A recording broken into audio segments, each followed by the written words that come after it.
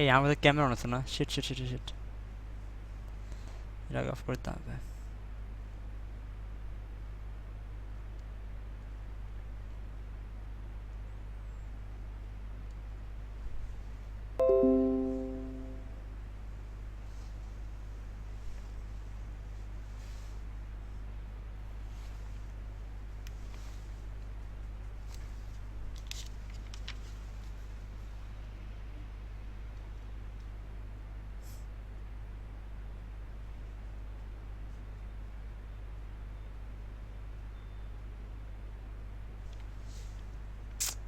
এত হ্যাং করে জিনিসটা, বিরক্তিকর লাগে মাঝে মাঝে খুব।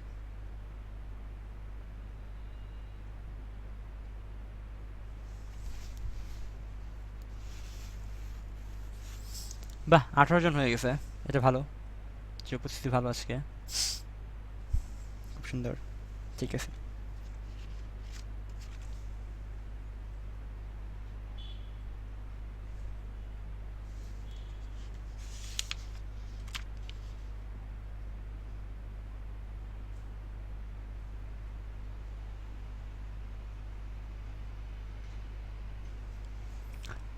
আচ্ছা, নাভির ইংরেজি কেউ বলতে পারবা? নাভির ইংরেজি,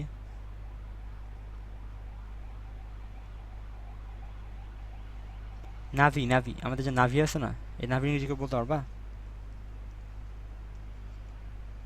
ভাই ওইটা মানে একটা আছে যেটা হচ্ছে মানে কানেক্টেড থাকে, ওটা তো হচ্ছে মানে ভিতরে যেটা এই মানে বলো, আম্বালিকাল নাভির কর্ড না ইংরেজি বল, কিরকম জানি হ্যাঁ, ছিল, এরকম নাভির কিছু আর কি ইংরেজি ছিল। বল।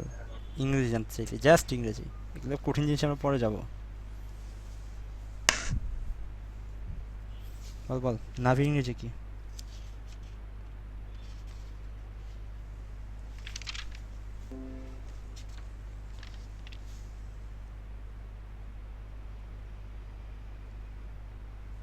ওকে, ক্লাসটা শুরু করে দিলাম, ঠিক আছে। সো স্টুডেন্টস, আমরা আজকে মানব জীবনের ধারাবাহিকতা চ্যাপ্টারটা পড়বো। তো একদম ছোটোবেলা থেকে শুরু করি, তাই না? ক্লাস 9-10 থেকে আমি বগুড়া জিলা স্কুলে পড়তাম। তো বগুড়া জিলা স্কুলে পড়ার সময় আমরা যখন 9-10-এ ছিলাম, আমাদের খুব সুন্দর একজন ম্যাম বায়োলজি পড়াইতেন। ম্যামের নাম আমি ভুলে গেছি, সঠিক মনে নাই, তো ম্যাডাম এখন অস্ট্রেলিয়াতে সেটেলড আর কি। ম্যাম আসলে মানে অস্বাভাবিক রকমের সুন্দর ছিলেন আমার জানা মতে। আমি আমার লাইফে দুইটা ম্যাডামের উপরই ক্রাশ খাইছিলাম। এইটা হচ্ছে একটা ম্যাম, আর আরেকটা ম্যাম হচ্ছে আমাদের আইজুল কলেজে নুসরাত জাহান ছিল ম্যাডামের নাম, কেমিস্ট্রি ক্লাস নিত। মারাত্মক সুন্দর ছিল, খুবই ভালো লাগতো ওনার ক্লাস করতে, ওনার ক্লাসে আমি সবসময় থাকতাম। তবে এর বাইরেও একটা ম্যাডামকে আমার খুব পছন্দ ছিল, সেটা হচ্ছে বগুড়া জিলা স্কুলের তাহমিনা ম্যাম। তাহমিনা ম্যামের ব্যাপারটা কীরকম ছিল যে ম্যাম খুব দামি শাড়ি পরতো, অ্যান্ড ম্যাম যেদিক দিয়ে যাইতো, তুমি যদি 2 মিনিট পর ওই করিডোর দিয়ে যাও, তুমি বুঝতে পারবা যে ম্যাম এদিক দিয়ে হেঁটে গেছে। ম্যাডামের শাড়ির গন্ধ তো তীব্র, যে পুরো করিডোর জুড়ে শাড়ির গন্ধ থাকতো। তাহমিনা ম্যাডাম আছে সবার উপর লিস্টে আর কি, এলিগেন্ট লিস্টে। তো বায়োলজি ম্যাডামের যেটা কথা বলতেছিলাম, ক্লাস 9-10-এ থাকতেও আমাদের একটা চ্যাপ্টার ছিল এরকম যে মানে যেখানে বয়সন্ধিকাল বা মানে এর সাথে কী কী পরিবর্তন আসে এই টাইপ মানে জিনিসপত্র নিয়ে আলোচনা ছিল আর কি। তো যেদিন এই ক্লাসটা হবে সেদিন মানে আমরা সবাই আসছি, কেউ আর মানে ওটা বায়োলজি ক্লাসটা তো আমাদের টিফিনের পরে। তো আমাদের সবার মোটামুটি একটা ইয়া কি যে আমরা 9-10-এ যখন উঠছি, উঠে আমাদের কাজ কাম ছিল একটাই, যে স্কুল 3 পিরিয়ড করে যেমনি হোক পালাইতে হবে। ওই দিন আমরা কেউ পালাই নাই, আমরা সবাই বসে আছি যে আজকে আমরা এই বয়সন্ধিকাল হ্যান ত্যান এই যৌনাচার বিষয়ক যেগুলো জিনিস আছে এগুলো সম্পর্কে ম্যাডামের কাছ থেকে শুনবো, খুব মজা হবে। তো ম্যাডাম আসছিল ক্লাসে, তো ম্যাডাম এসে ক্লাসে বলতে, দেখো আজকে আমার শরীরটা ম্যাচ ম্যাচ করতেছে, শরীরটা ভালো না, এই চ্যাপ্টারটা তোমাদেরকে স্যার পড়াবে। খুব আশাহত হলাম আমরা সেদিন, জানো মানে পুরো ক্লাস ও বলে সময় একটা চিন্তানি দিয়ে উঠছে। আমার এখনো মনে পড়ে সেই ক্রাউড, সেই বন্ধু, সবার সেই সমবেত আর্তনাদ। মানে আমরা ক্লাসটা করতে পারিনি আসলে, ইটস উইয়ার্ড ইউনো, কারণ একজন ম্যাম হয়ে, একজন মহিলা শিক্ষক হয়ে আসলে এরকম এতগুলো ছেলে, যদিও আমরা তার ছেলের বয়সে ছিলাম, ছেলের বয়সই না, একটু বেশি বলে ফেললাম, মানে ওইরকম আর কি। তো তবুও তিনি কিন্তু সংকোচ বোধ করছে আমাদেরকে এই চ্যাপ্টারটা পড়াইতে। শরীর ম্যাচ ম্যাচ করতে তোমাদেরকে স্যার পড়াবে কারণটা বলার উদ্দেশ্য কিন্তু আসলেই না যে তার শরীরটা খারাপ ছিল। তিনি আসলে একটু সংকোচ বোধ করতেছিলেন যে আসলে এতগুলো ছেলে স্টুডেন্টের সামনে আমি কেমনি এই জিনিসগুলো বলবো। তাই তিনি মনে করেন যে একটা ছেলে শিক্ষকের হাতে দিলে হয়তো জিনিসটা বেটার হয়। বাট আসলে ব্যাপারটা কি যে ব্যাপারটা যদি আমরা একটু সায়েন্টিফিক্যালি চিন্তা করতাম, it would be very easy. একটা কথা মনে পড়ে গেল যে একবার একটা ছোট ছেলে তার বাবাকে জিজ্ঞেস করছে, ক্লাস 3 বাচ্চা আর কি, বাবাকে যে জিজ্ঞেস করছে, বাবা সেক্স কি? বাবা তো খেপে ফায়ার, কত বড় সাহস, বেয়াদব পোলা, মানে তোর বাবারে জিজ্ঞাসা করো সেক্স কি, বয়স কেবল মানে ক্লাস 3-তে পড়স, মানে কেমনে এত বড় সাহস হয় তুই বাবাকে সেক্স নিয়ে জিজ্ঞেস করিস, অভদ্র ইতর কুত্তা বিড়াল। মাকে এই তোর মাকে ডাক। মাকে ডাকছে, ডাকার পর বলছে, এই দেখো তোমার সন্তান কত অভদ্র বেয়াদব, কাকে পেটে ধরছো, ক্লাস 3-তে পড়ে, এখনই আমাকে বাবাকে এসে জিজ্ঞেস করছে সেক্স কি। মাও তো মনে করো খেপে ফায়ার, এই তুমি আমার দোষ দাও মানে, এই তুমি এসব সারাদিন বলো এইসব, এই জন্য তোমার কাছ থেকে এসব ছেলে শিখছে হ্যান ত্যান। দুইজন পুরো যুদ্ধ মানে ডিভোর্স টাইপ অবস্থা এখন হয়ে গেছে এরকম। পরে দেখা গেল যে বাচ্চা একটা স্কুল থেকে একটা ফর্ম নিয়ে আসছে, ফর্মে লেখা আছে সেক্স মেল না ফিমেল। তো বাচ্চা এটা বোঝে নাই আর কি, ওই জন্য বাবাকে জিজ্ঞেস করছে যে সেক্স ব্যাপারটা মানে কি আসলে। তো এই যে সেক্স কথাটা বললাম, মানে টু বি ভেরি স্পেসিফিক, আমি যখন উদ্ভাসে ক্লাস নেই আমার খুব সতর্ক থাকা লাগে এই চ্যাপ্টারটা নেওয়ার সময়, বিকজ অনেকবার দেখা যায় যেহেতু আমি ইংলিশ মিডিয়ামে এখন পুরো অভ্যস্ত, মানে এখন যেহেতু আমাদের মেডিকেল টার্মিনোলজি সব ইংলিশে, তো দেখা যায় সেক্সুয়াল রিপ্রোডাকশন কথাটা আমি অনেকবার উচ্চারণ করি। অ্যান্ড উদ্ভাসে যেটা হয় যে মানে কাচের যে ঘর, সেই কাচের দেয়াল মানে জানলা মানে পার্টিশনগুলো কাচ দিয়ে করে দেয় আর কি, ঢাকার যে ব্রাঞ্চগুলো তোমরা যদি কেউ দেখে থাকো, কাচের একটা পার্টিশন দেওয়া, তো তার পাশেই গার্ডিয়ানরা বসে থাকে। তো মানে আমাকে খুব সাবধানে এই সেক্স কথাটা উচ্চারণ করতে হয় যে আশেপাশে কেউ শুনতেছে কিনা, কোনো আন্টি শুনে ফেললো কিনা। বিকজ আমি এখানে পড়াচ্ছি ঠিক আছে, বাট দেখা যাবে ওই আন্টি ঠিক মনে করবে যে হায় আল্লাহ, আমার কচি কচি মেয়েগুলোকে কি সেক্স টেক্স পড়াচ্ছে, এই স্যার কত খারাপ। সো আমার খুব সাবধান থাকতে হয় আসলে। সো ফ্যাক্ট ইজ, আমি যেটা বলবো যে this chapter should be learned as a science. First of all আমার প্রথম কথা হচ্ছে এই চ্যাপ্টারটা আমরা যাই শিখবো সব সায়েন্স রিলেটেড, আমরা বিজ্ঞান শিখতে আসছি। আমি তোমাদেরকে অনেকদিন আগে একটা কথা বলছিলাম যে আমাদের বডি যেই ফিজিক অনুযায়ী চলে বা যেই ধরনের মেকানিজম দিয়ে চলে, তার চেয়ে ইম্পর্ট্যান্ট বিজ্ঞানের কী বা হতে পারে। আমার দেহে রক্ত কীভাবে চলতেছে, আমার থেকে একটা নতুন শরীর, একটা নতুন একটা বাচ্চা কীভাবে তৈরি হচ্ছে, এর চেয়ে কি পরন্ত বস্তুর গতিবেগ নির্ণয় করা আমার জন্য বেশি ইম্পর্ট্যান্ট? It's not. সো আমরা যে জিনিসটা জানবো এগুলো সায়েন্টিফিক ব্যাখ্যা, আমরা এটা সায়েন্স হিসেবেই জানবো, ঠিক আছে?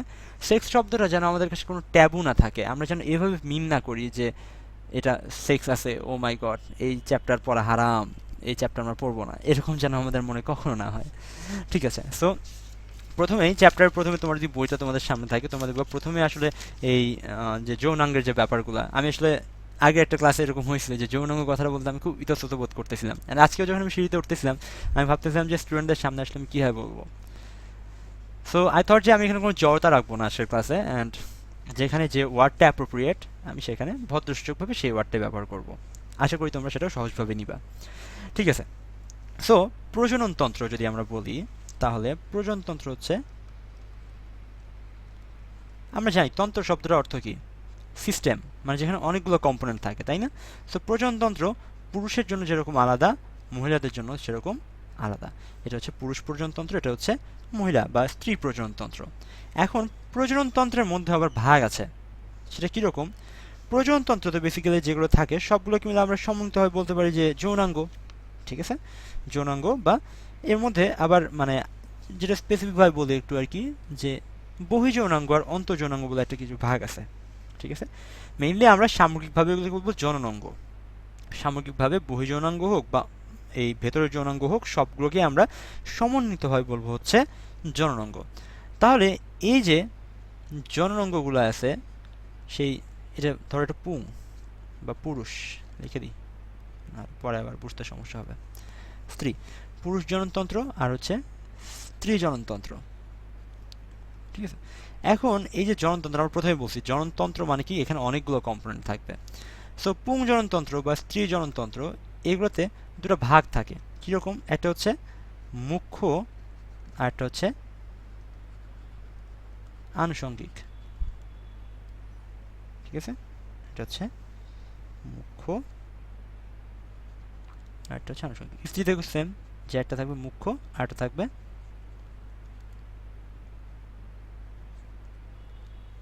আনুষঙ্গিক, পুংজনতন্ত্র, স্ত্রীজনতন্ত্র, দুই ধরনের। আর দুটার মধ্যেই মুখ্য এবং আনুষঙ্গিক দুটো দুটো ভাগ করা আছে। এখন এখানে মুখ্য শব্দটা বলতে আমরা আসলে ঠিক কী বুঝাচ্ছি, বা আনুষঙ্গিক শব্দ অর্থটা আমরা ঠিক কী বুঝাচ্ছি? মুখ্য মানে কি? যে মূল কাজটা করে। মুখ্য মানে যে মূল কাজটা করে থাকে, ঠিক আছে? এখন মূল কাজ বলতে আসলে কী হতে পারে? প্রজননতন্ত্র মানে কি? প্রজনন করতে হবে। প্রজনন করার জন্য দুইটা কোষ খুবই ইম্পর্ট্যান্ট। ছেলেদের জন্য সেটা হচ্ছে শুক্রাণু, আর মেয়েদের জন্য সেটা হচ্ছে ডিম্বাণু। তাহলে শুক্রাণু এবং ডিম্বাণু প্রডিউস করাটাই কি এদের মেইন কাজ। তাহলে মুখ্য যৌনাঙ্গের সংজ্ঞাটাও সেইটা, যে মুখ্য যৌনাঙ্গ কী করবে? মুখ্য যৌনাঙ্গের ছেলেদের ক্ষেত্রে শুক্রাণু তৈরি করবে, আর মহিলাদের ক্ষেত্রে তৈরি করবে হচ্ছে ডিম্বাণু। এখন এই শুক্রাণু এবং ডিম্বাণু উৎপাদনের জন্য যে যৌনাঙ্গগুলো কাজ করবে সে হচ্ছে মুখ্য যৌনাঙ্গ। যেমন পুংদের ক্ষেত্রে সেই মুখ্য যৌনাঙ্গটা কী হবে? সেটা হবে শুক্রাশয়। আর মহিলাদের ক্ষেত্রে সেই মুখ্য যৌনাঙ্গটি কী হবে? উত্তরটা হচ্ছে ডিম্বাশয়। নামের মধ্যে মিল আছে, শুক্রাশয় থেকে শুক্রাণু তৈরি হয়, ডিম্বাশয় থেকে ডিম্বাণু উৎপাদন হয়। আমি পুরো ব্যাপারটা আরেকবার ব্রিফ করতেছি। প্রজননতন্ত্র, পুংজনতন্ত্র এবং স্ত্রীজনতন্ত্র। পুংজনতন্ত্রের মধ্যে দুইটা ভাগ, মুখ্য আর আনুষঙ্গিক। স্ত্রীজনতন্ত্রের মধ্যে দুইটা ভাগ, মুখ্য এবং আনুষঙ্গিক। পুংজনতন্ত্রের মুখ্যটা কি? শুক্রাশয়। আনুষঙ্গিকগুলো কি? আমরা একটু পরে চিত্রের মাধ্যমে সবটা দেখব। স্ত্রীতেও মুখ্য জননাঙ্গ হচ্ছে ডিম্বাশয়। কেন মুখ্য বলতেছি? কারণ ডিম্বাশয় থেকে ডিম্বাণু উৎপন্ন হয়। ডিম্বাণুটা হচ্ছে জননকোষ। জননতন্ত্রের প্রধান কাজ হচ্ছে জননকোষ উৎপাদন করা, তাই জননকোষ যারা উৎপাদন করে তারাই হচ্ছে মুখ্য। তাহলে ছেলেদের জন্য সেটা হবে শুক্রাশয়, মেয়েদের জন্য সেটা হবে ডিম্বাশয়। আনুষঙ্গিক কী আছে সেটা আমরা একটু পরে বলতেছি, ঠিক আছে? ওকে, সো এরপরে যেটা বললাম যে মুখ্য যৌনাঙ্গ শুক্রাশয়, আর স্ত্রীদের ক্ষেত্রে সেটা হচ্ছে ডিম্বাশয়। চলো আমরা একটু শুক্রাশয় দিয়ে শুরু করি, এর গ্রহণটা আমরা দেখব। দেখো শুক্রাশয় বা এই জিনিসগুলো কিন্তু অন্তঃযৌনাঙ্গ। আমরা বহির্যৌনাঙ্গ আর অন্তঃযৌনাঙ্গ বলতে কী বুঝবো? বহির্যৌনাঙ্গ বলতে সাধারণত যেটা বাইরে থেকে দেখা যায়, যেটা শরীরের বাইরে থেকে ভিজিবল। আর যেটা অন্তঃযৌনাঙ্গ বা অন্তঃযৌনাঙ্গ সেটা বেসিক্যালি কি? সেটা হচ্ছে আসলে মানে স্বাভাবিকভাবে তুমি বাইরে থেকে দেখতে পারবা না, ঠিক আছে? সেটা ভেতরের স্ট্রাকচার। তো প্রথমে শুক্রাশয় দিয়ে চিন্তা করি। শুক্রাশয় জিনিসটা কি? আমরা আগেই বলছি শুক্রাশয়ের কাজ কি? শুক্রাণু উৎপাদন করা, ঠিক আছে? এর মধ্যে কতগুলো কোষ থাকে? এই কোষগুলো বলা হয় germinal epithelial cell. Germinal epithelial cell, এগুলোর কাজ কি? এগুলোর কাজ হচ্ছে শুক্রাণু উৎপাদন করা। জার্মিনাল এপিথেলিয়াল সেলের কাজ কি? এগুলোর কাজ হচ্ছে শুক্রাণু উৎপাদন করা। তো এগুলা জার্মিনাল এপিথেলিয়াল সেলগুলো কতগুলো সেমিনিফেরাস নালিকা দিয়ে, নালিকার নাম বলা হচ্ছে সেমিনিফেরাস নালিকা। ভালো করে শোনো কি বলছি, সেমিনিফেরাস নালিকা। এই যে সেমিনিফেরাস নালিকাগুলো আছে, এগুলো আবার কতগুলা সংগ্রাহীক নালিকা উন্মুক্ত হয়, ঠিক আছে? সেমিনিফেরাস নালিকাগুলো আবার কতগুলা সংগ্রাহী নালিকায় মিলিত হয়। মানে দেখো এই যে জার্মিনাল এপিথেলিয়াল সেল, সেখান থেকে শুক্রাণু উৎপন্ন হচ্ছে, শুক্রাণু উৎপন্ন কই যাচ্ছে? সেমিনিফেরাস নালিকা। সেমিনিফেরাস নালিকা দিয়ে কই যাচ্ছে? সংগ্রাহী নালিকায়, ঠিক আছে? একটা ফ্লো চার্ট যদি চিন্তা করো ব্যাপারটা এইভাবে হবে। তাহলে এটাই হচ্ছে আমাদের শুক্রাশয়, ঠিক আছে? অ্যান্ড এই যে সংগ্রাহী নালিকাগুলো দেখো, এটা হচ্ছে সংগ্রাহী নালিকার মাথা, উন্মুক্ত মাথা। সেটা কই উন্মুক্ত হবে? সেটা উন্মুক্ত হবে হচ্ছে এপিডিডাইমিসে, ঠিক আছে? তাহলে দেখো এই যে শুক্রাণুগুলো উৎপন্ন হচ্ছে, সেই শুক্রাণুগুলা জার্মিনাল এপিথেলিয়াল সেল থেকে শুক্রাণু উৎপন্ন হচ্ছে, সেটা সেমিনিফেরাস নালিকা দিয়ে সংগ্রাহী নালিকা। সংগ্রাহী নালিকার আরেকটা নাম হচ্ছে ভাসা ইফারেন্সিয়া। আমরা এই নামটা ইউজ করবো না, কারণ একটু পরে একটা ভাস ডিফারেন্স নামে একটা শব্দ জানবো, এটা সাথে খুব প্যাচ লেগে যায়, ঠিক আছে? তাও তোমরা যদি মনে রাখতে চাও তাহলে দেখো এই যে সংগ্রাহী নালিকা দিয়ে কি স্পার্মটা এক্সিট করতেছে। কাকে? এই যে শুক্রাশয় বা টেস্টিসকে। শুক্রাশয় নিচে টেস্টিস, টেস্টিসটা সে এক্সিট করতেছে, তাই এক্সিট থেকে হচ্ছে ইফারেন্স, ভাসা ইফারেন্সিয়া বা সংগ্রাহী নালিকা। তাহলে শুক্রাণু কই থেকে আসতেছে? জার্মিনাল এপিথেলিয়াল সেল থেকে সেমিনিফেরাস নালিকা, সেমিনিফেরাস নালিকা থেকে কই? সংগ্রাহী নালিকা। খেয়াল করে দেখো এই যে সেমিনিফেরাস নালিকা, তারপর সংগ্রাহী নালিকা, সবগুলো মিলে একটা জালের মতো রাখতেছে না এখানে? এই জালটাকে বলা হয় রেটি টেস্টিস। এই জালকের মতো গঠনটা হচ্ছে রেটি টেস্টিস। তাহলে এই যে স্পার্মগুলো আছে, শুক্রাণুগুলো, আমরা সেই শুক্রাণুগুলো আমরা দেখি। তাহলে শুক্রাণুগুলো এই যে এখানে উৎপন্ন হয়। এপিডিডাইমিস কি করে? এপিডিডাইমিস হচ্ছে এই যে শুক্রাণুগুলোকে সতেজ রাখে, কিছুক্ষণের জন্য এখানে ধরে রাখে বা জমা রাখে, ঠিক আছে? সামান্য কিছুক্ষণের জন্য শুক্রাণুটা এখানে জমা রাখে, ধরে রাখে, বা এগুলোকে সতেজ রাখার কাজ করে, বা ভেতরে যে তরল এবং কঠিন পদার্থ থাকে সেগুলো কি আলাদা করে দেয়, অনেকটা ছাঁকনির মতো, ঠিক আছে? জাস্ট শুক্রাণু রেখে দেয়, শুক্রাণু বাদে আর কিছু এখানে আসতে দেয় না। অ্যান্ড এই শুক্রাণুকে সে কিছুক্ষণের জন্য জমা রাখতে পারে বা সেগুলোকে সতেজ রাখতে পারে, ঠিক আছে? এখন দেখো এই যে এপিডিডাইমিস, এই এপিডিডাইমিস এটা কি এই শুক্রাশয়ের উপর মুকুটের মতো একটা অংশ। এরপরে যে নাড়িটা উপর দিকে উঠে যায় সেটা হচ্ছে ভাস ডিফারেন্স। ভাস ডিফারেন্স এটা কি করে? এটা বেসিক্যালি শুক্রাণুকে পরিবহন করে। দেখো শুক্রাণু যেখানে জমা আছে, এই শুক্রাণু কি আস্তে আস্তে উপর দিকে উঠবে, মানে কি এটা একটা শুক্রাণুকে পরিবহন করে। ভাস ডিফারেন্স নামটা একটু মনে রাখো, কারণ একটু পর আমরা যখন ভ্যাসেক্টমি আলোচনা করব বা ফেলোপিয়ান টিউবের ক্ষেত্রে টিউবেক্টমি আলোচনা করব, তখন এই শব্দটা আমাদের কিন্তু আবার লাগবে। তাহলে এটা হচ্ছে ভাস ডিফারেন্স। ভাস ডিফারেন্স দিয়ে কি হচ্ছে, এই যে শুক্রাণুগুলো আছে শুক্রাণুগুলো পরিবাহিত হচ্ছে। দেখো এই যে নিচ থেকে শুক্রাণুগুলো আসতেছে আসতেছে আসতেছে আসতেছে আসতেছে আসতেছে আসতেছে আসতেছে, একসময় কি শুক্রাণুগুলো ক্লান্ত হয়ে যাবে। তাহলে ক্লান্ত শুক্রাণুর জন্য এই আমাদের কি ফুয়েলের ব্যবস্থা করতে হবে না? আমাদের অবশ্যই ফুয়েলের ব্যবস্থা করতে হবে। সেই ফুয়েলটা কি? ফ্রুক্টোজ। ঠিক আছে, এই ফুয়েলটা বা ফ্রুক্টোজটা কি হয়, এই যে যে শুক্রাণুগুলো আসে এই বর্ধিত শুক্রাণুগুলো, এই বর্ধিত শুক্রাণুগুলোর জন্য এই ফ্রুক্টোজটা পুষ্টির একটা মাধ্যম হিসেবে কাজ করে, পুষ্টি যোগায়। এই ফ্রুক্টোজটা যেই এই যে ভেসিকলে আছে, এই ভেসিকলটার নাম হচ্ছে সেমিনাল ভেসিকল। সেমিনাল ভেসিকল, খেয়াল করে দেখো এখানে প্রথম সেমিনিফেরাস নালিকা, প্রায় 1000টার মতো সেমিনিফেরাস নালিকা থাকে, কিন্তু এটা কিন্তু সেমিনিফেরাস নালিকা না, এটা হচ্ছে সেমিনাল ভেসিকল। সেমিনিফেরাস নালিকা আর সেমিনাল ভেসিকল দুটো কিন্তু কমপ্লিটলি ডিফারেন্ট থিং। তো সেমিনাল ভেসিকলে যে ফ্রুক্টোজ থাকে, সেই ফ্রুক্টোজটা কি হয়, এই যে বর্ধিত শুক্রাণু আছে সেই শুক্রাণুর সাথে যোগ হয়, ফলে কি এই শুক্রাণুটা আবার সতেজ হয়ে ওঠে। ফ্রুক্টোজের সাথে যে পুষ্টিটা থাকে সেই পুষ্টিটা পেয়ে সে আবার সতেজ হয়ে আসে। তারপর এই থেকে একটা ভাস ডিফারেন্স আসতেছে, আবার এই থেকেও একটা ভাস ডিফারেন্স। ছেলেদের শুক্রাশয় দুইটা না? ওকে, অনেকে অনেক নামে চেনে শুক্রাশয়, তো যাই হোক টেস্টিস বলে ইংরেজিতে। তো এই যে এই জিনিসটা দুইটা দেখো, এই পাশ থেকে একটা ভাস ডিফারেন্স আসতেছে, আবার এই পাশ থেকে একটা ভাস ডিফারেন্স আসছে, এবং দুটো কি এক জায়গায় মিলিত হয়ে গেছে। অ্যান্ড মিলিত হয়ে যে কমন নালীটা তারা তৈরি করে তার নাম হচ্ছে ইজাকুলেটরি ডাক্ট।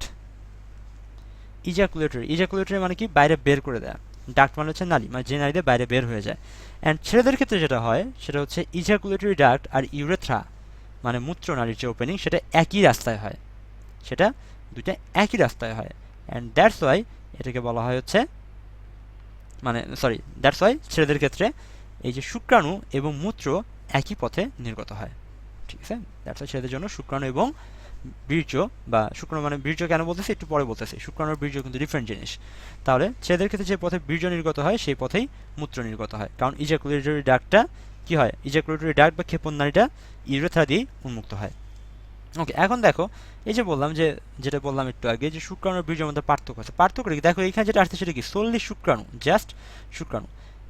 এই যে এইখানে একটা গ্রন্থি আছে, এই গ্রন্থিটার নাম হচ্ছে প্রোস্টেট গ্রন্থি, প্রোস্টেট গ্ল্যান্ড। প্রোস্টেট গ্ল্যান্ড, এই প্রোস্টেট গ্ল্যান্ড থেকে কি হয়, প্রোস্ট্যাটিক ফ্লুইড আসে, কিছু পিচ্ছিল তরল আছে যেটা এই যে শুক্রাণু আছে এই শুক্রাণুর সাথে মিক্সড আপ হয়ে যায়। আবার এই যে এইখানে একটা গ্রন্থি আছে বাল্ব আকৃতির, বাল্ব আকৃতির দুটা গ্রন্থি আছে।